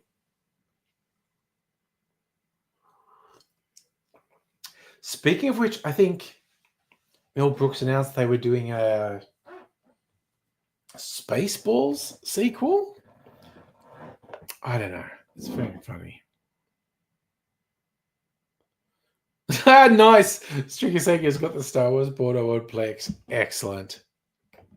Because we were having a chat on Discord about the decline of Mel Brooks. The thing that always does my head in, because his movies took an extremely sharp dive after Spaceballs.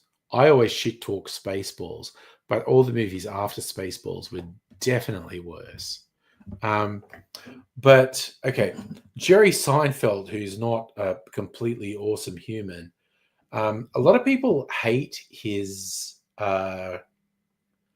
Comedians in Cars Getting Coffee series, but I quite like it because often he just lets the other person talk and he sets his ego in the background. And he does have one where he picks up Mel Brooks. Now, Mel Brooks was living with Carl Reiner. I think they're either living together or hanging out. Like, there's just these two old guys. And the Jerry Seinfeld Comedians in Cars Getting Coffee with Mel Brooks, I was watching this, and it's like, Mel Brooks is still extremely funny. Like, his movies for the last 20 years have been kind of shit or extremely shit. But Mel Brooks as a person is still very funny. And Mel Brooks was a major contributor to 20th century entertainment, honestly.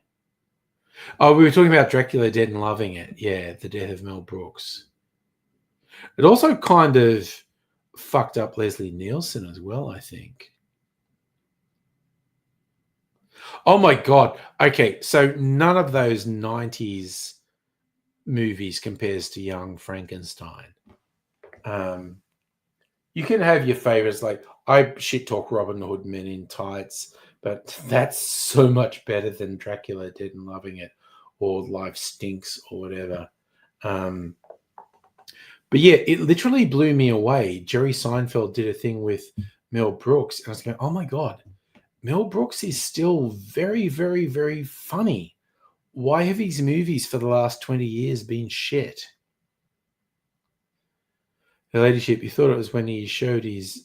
Oh, look, Mel Brooks absolutely has some sexist things and some racist things. Abso-fucking-lutely. But again, you know, he's a fucking boomer.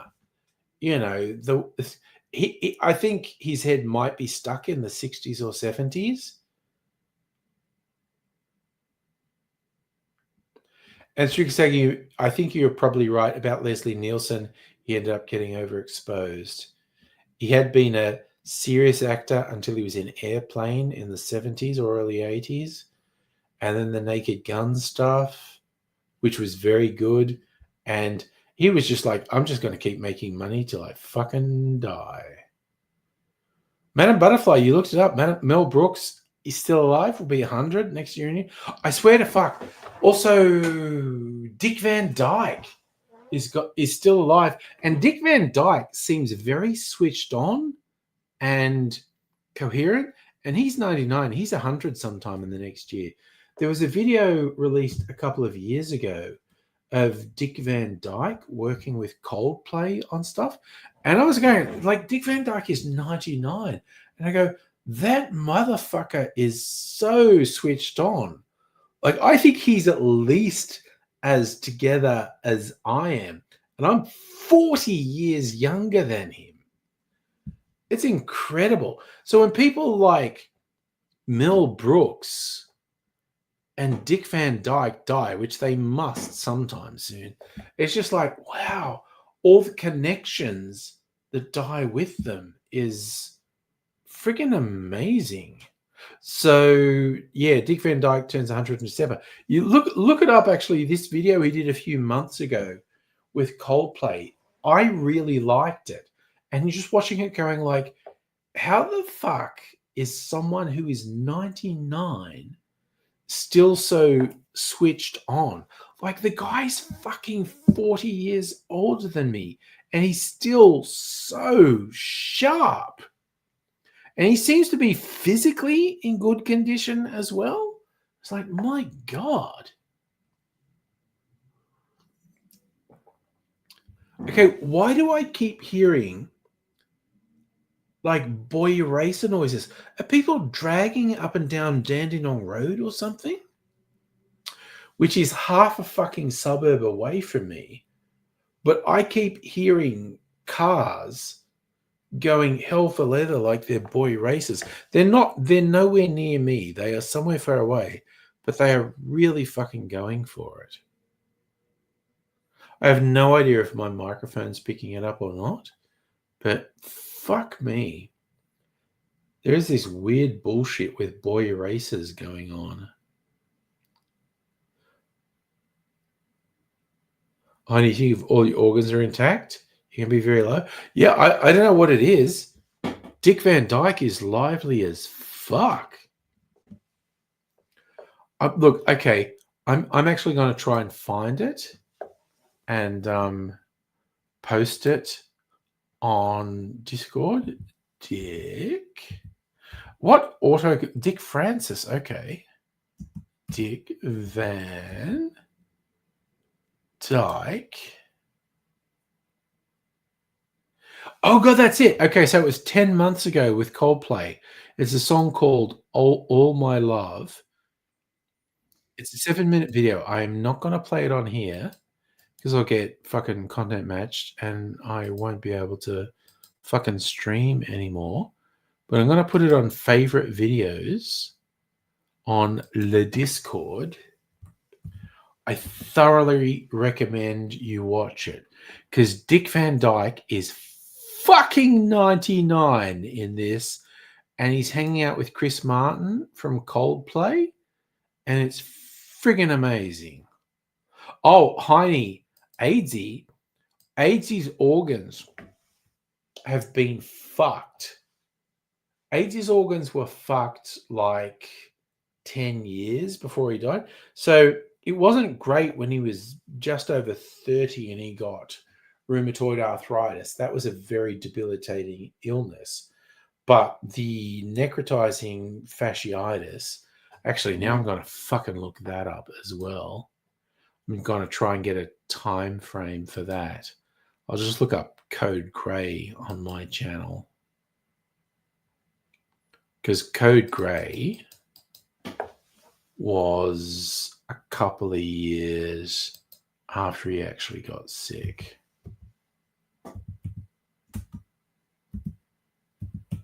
When were the Code Grey videos on my channel? Fucking 15 years ago. Okay, who remembers how many? God, okay. So just after Christmas, we're coming up to the AZ death anniversary.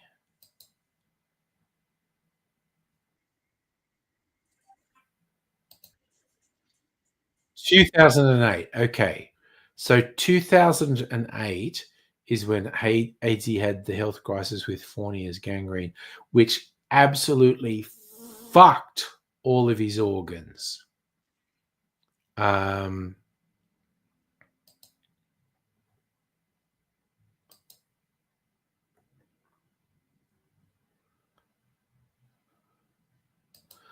So who remembers how many years ago did AZ die?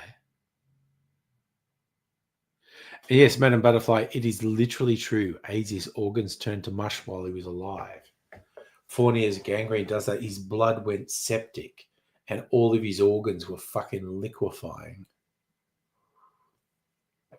That was in 2008. So, God, how long?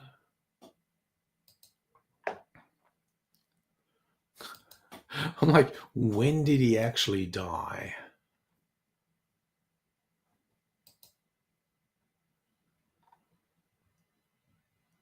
Did he only die? Was it only 2 years ago or was it 3 years ago? Let me see. It was only 2 years ago. Oh, okay. So that both seems too short and too long. So AZ only died 2 years ago? Fuck me. That's fucking wild. Someone correct me if I'm getting it wrong. But I think he only... Wait, he died in December 3 years. 3 years. He died in December 2022, just after Christmas 2022. So we are coming up on the 3rd anniversary of AZ shuffling off this mortal coil. Madam Butterfly, you know your shit. It'll be 3 years this Christmas. So that both seems too long and too short a time. And again, because AZ transcends reality. He always did. He always transcended reality. It's fucking wild.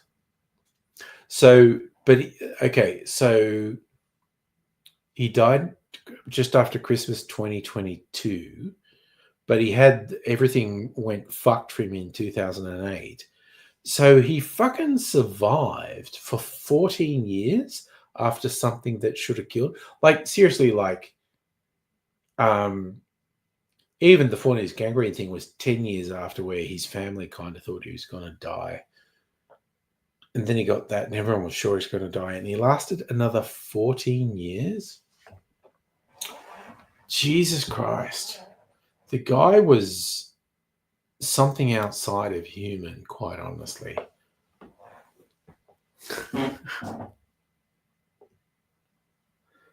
Isn't it fucking weird, though? We all had the interactions with AZ and it doesn't seem quite real. It just does not seem quite real. It's very weird. Very, very, very, very weird. Oh, fucking hell. I am going to put my freezer martini back in the freezer. It's fucking great. I think I will put some more gin in that. And then maybe a little bit of vermouth and some orange bitters, actually. I think a little bit of orange bitters would be good. Where's my orange bitters? Regan's orange bitters. There's not much more of this. I feel like I have to go to the bitters lab. get some more. Oh, I missed. Get some more orange bitters. I do not have much orange bitters left. And yes, we were talking about my bottles. Like I have somewhere in the region of 200 bottles. But how much bitters do I have? 1, 2, 3, 5, 6, 7, 8, 9, 10, 11, 12, 13, 14, 15, 16, 17. I have like 20 different sorts of bitters because I'm a fucking weirdo. No human needs that many different sorts of bitters. I'm just a fucking weirdo. Yes, Dr. Area, I know who lives near the bitters lab. Maybe I'll hit you up like next Tuesday to do. No, not next Tuesday because I'm on holidays. Maybe the week after. I might hit you up to do lunch on the Tuesday.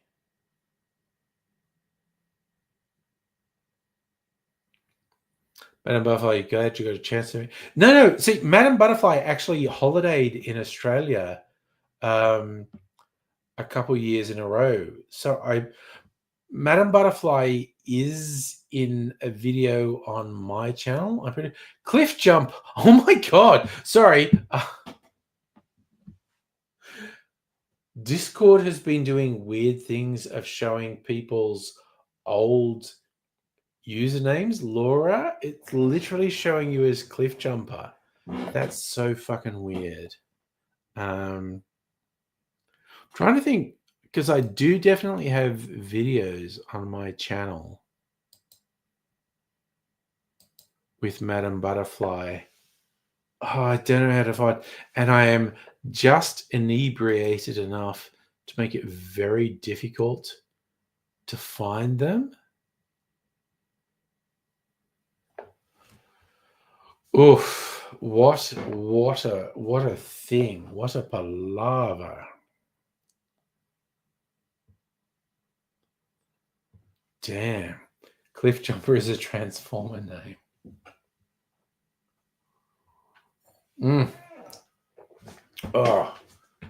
Oh my god, that's so fucking yummy.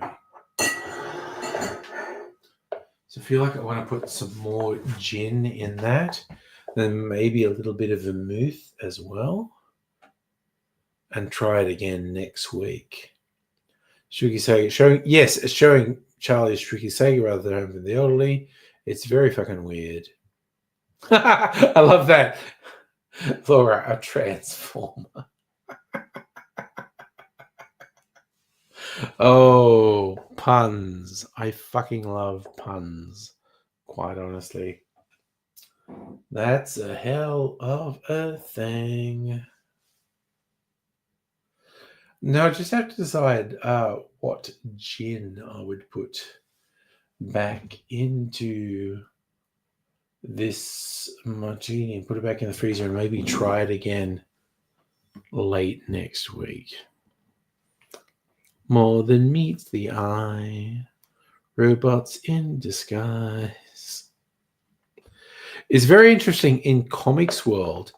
For the last year or so, there's been a thing to reinvent the whole Hasbro thing, both Transformers and G.I. Joe.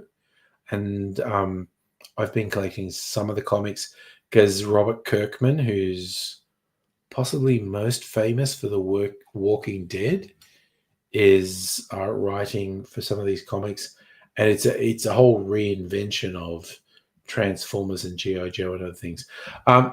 Laura, no, I am not streaming tomorrow. I am going away for a long weekend. This is my last stream until maybe Wednesday next week.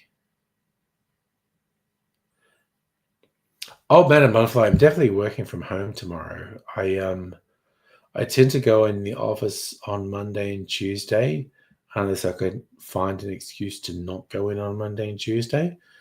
So, but I actually went in on Monday and Tuesday this week. Staying home. Next week, I'm going to be on leave on Monday and Tuesday. So I'm not going to, there's no fucking way I'm going into the office at the end of next week. So it's going to be quite a while before I go into the office Again. Okay. So I'm going to put a bit more gin in this freezer martini. So it'll go from being a double gin martini. It's currently a quadruple gin martini.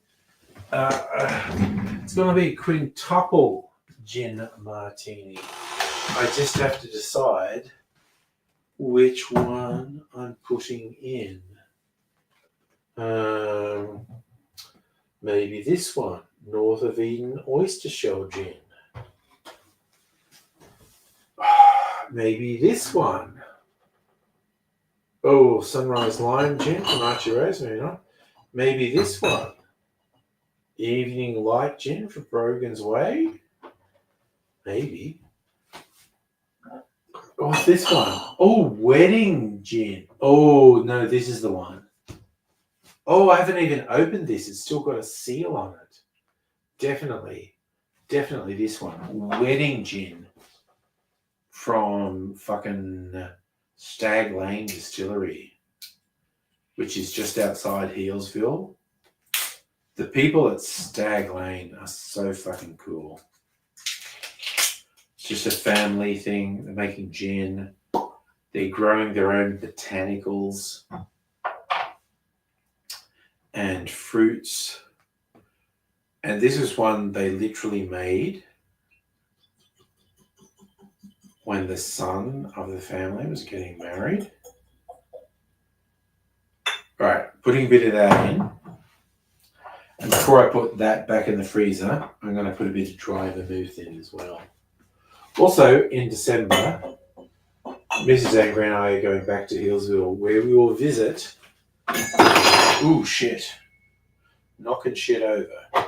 We will visit both the Four Pillars Distillery in Healesville and the Stag Lane Distillery, which is just outside Healesville.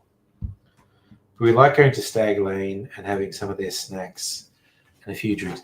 Oh my God, they make such good cocktails there at Stag Lane, honestly.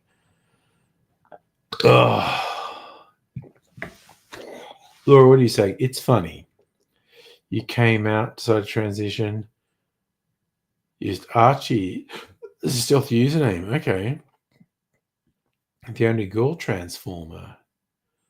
Weird, call yourself Archie. Interesting name. Where does it come from? It is. I agree with Abigail. It's a good name. So, tomorrow, I'm going to put a little bit of vermouth in this and then put it back in the freezer. And then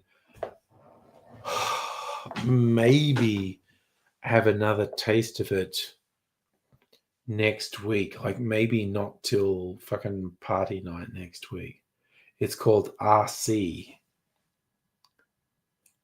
I don't even know what I said.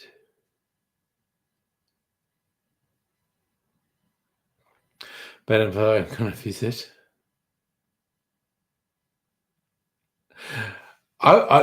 Madam Butterfly, I would genuinely love to visit your part of the world, but I am limiting myself to places that are kind of within an hour and a half of where I live.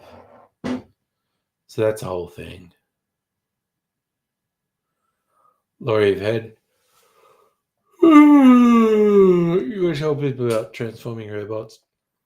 Hard to assimilate with a weird name like that.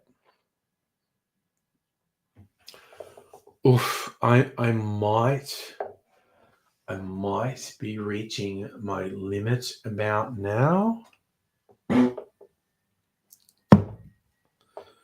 So like I'm not completely shit-faced or falling out of my chair, but I'm kind of right at the point where that's the next thing that happens. So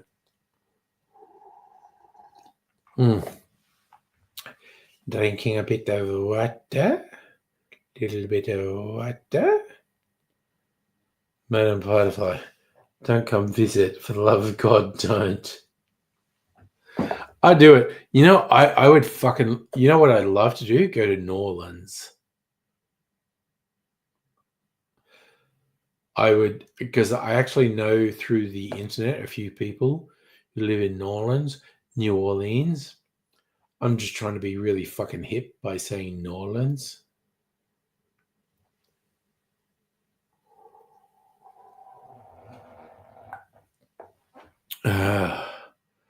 Laura, the Rusu Laura name. Wait, what's the Rusu Laura? Comes from a character in the Dragonlance books. No, I know Dragonlance. Jesus Christ, Dragonlance goes right back to the 80s. Abigail, I felt it getting up one time. Okay, you know what? I'm going to try and find. Charlie showed me a bit of video. I'm going to see if I can find it.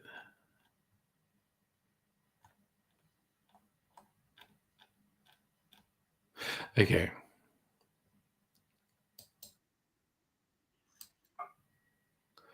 Okay.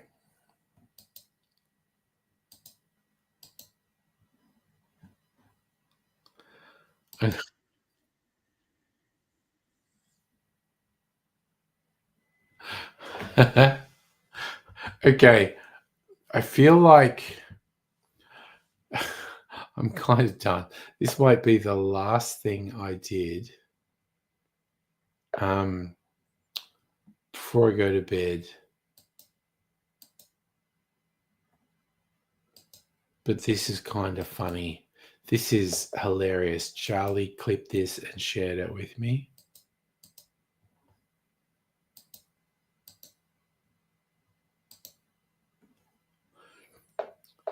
I find this pretty funny.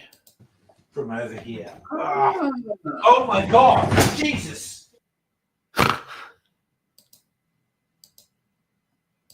I just barely saved myself there. It was so close to me just like hitting the... I swear to God, if I was that drunk and the chair moved and I fell... And if I hit the floor, I would just fucking stay on the floor. I would legit just fucking stay on the floor. I would just be lying down there out of camera shot, just shouting, "You all need to go to bed. I'm fucked. I'm not getting up again." It was like the chair saved me. When I fell, I landed in the chair. Tricky Sega, that's, you call it angry gets religious. I did kind of call out to God in several different ways. All the Christians go, checkmate, atheists. When angry falls over because he's drunk, he calls for God to help him. So, and honestly, they have a point. I can't argue with it. When I'm falling uncontrollably, I call on our Lord and Savior Jesus to take care of me. So, legit, they've got my number at that point. Okay, I think I'm kind of at my limit now for Thursday night. This is not particularly long, but slightly long. It's definitely not like a fucking party night marathon. Just gonna put that on. All right. Hey, who's that on Twitch? You do beautiful. Oh, you know what? I fucking love you, man. Just gonna say I love it when people doing the hustle on Twitch show up to say like, "Hey, I'm doing the hustle. I can help you." My brother, my sister, my compadre, my non-gender specific ally.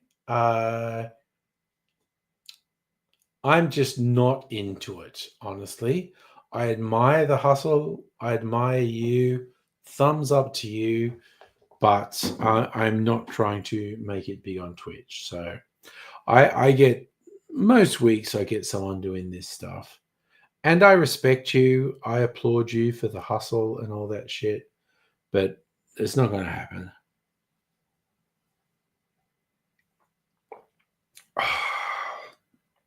God fucking damn it, that liqueur is good. My default liqueur. Equal parts my spiced apple brown sugar liqueur, my spiced apple brown sugar syrup, brandy, whiskey, and rum. Holy fucking shit, that's such a good liqueur. And it's gonna flavor that orange peel Mrs. Angry to put in her hot chocolate in the morning. I'm just going to eat these cherries. She said, "You think it's Daryl Kerrigan?" Tell him. Did Daryl Kerrigan say that? I think Daryl Kerrigan said, "Tell him he's dreaming." Oh, Madam Butterfly, you're my brown sugar, definitely. No two ways about it. I'm just eating some cherries. I fucking love these cherries so much.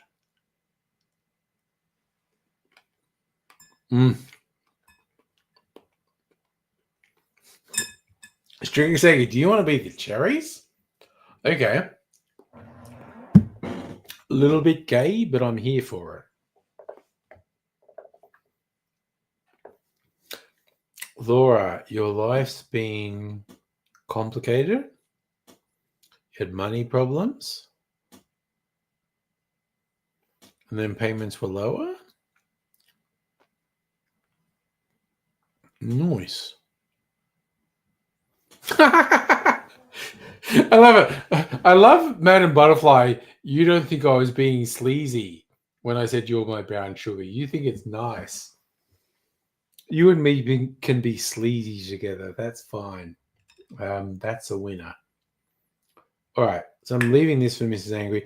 I am going to bed. So you are all super fucking awesome.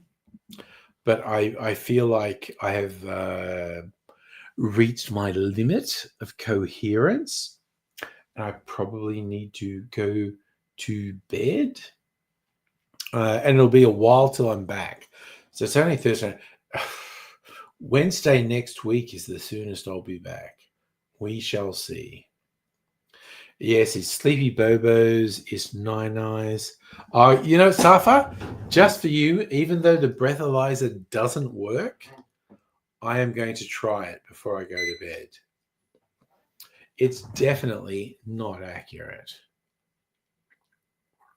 Yeah, Laura, give us updates on the Discord, definitely. So, okay, the fucking breathalyzer is counting down. It's absolutely not accurate. But I am mildly intrigued as to what it says when I breathe into it. Okay, it's ready.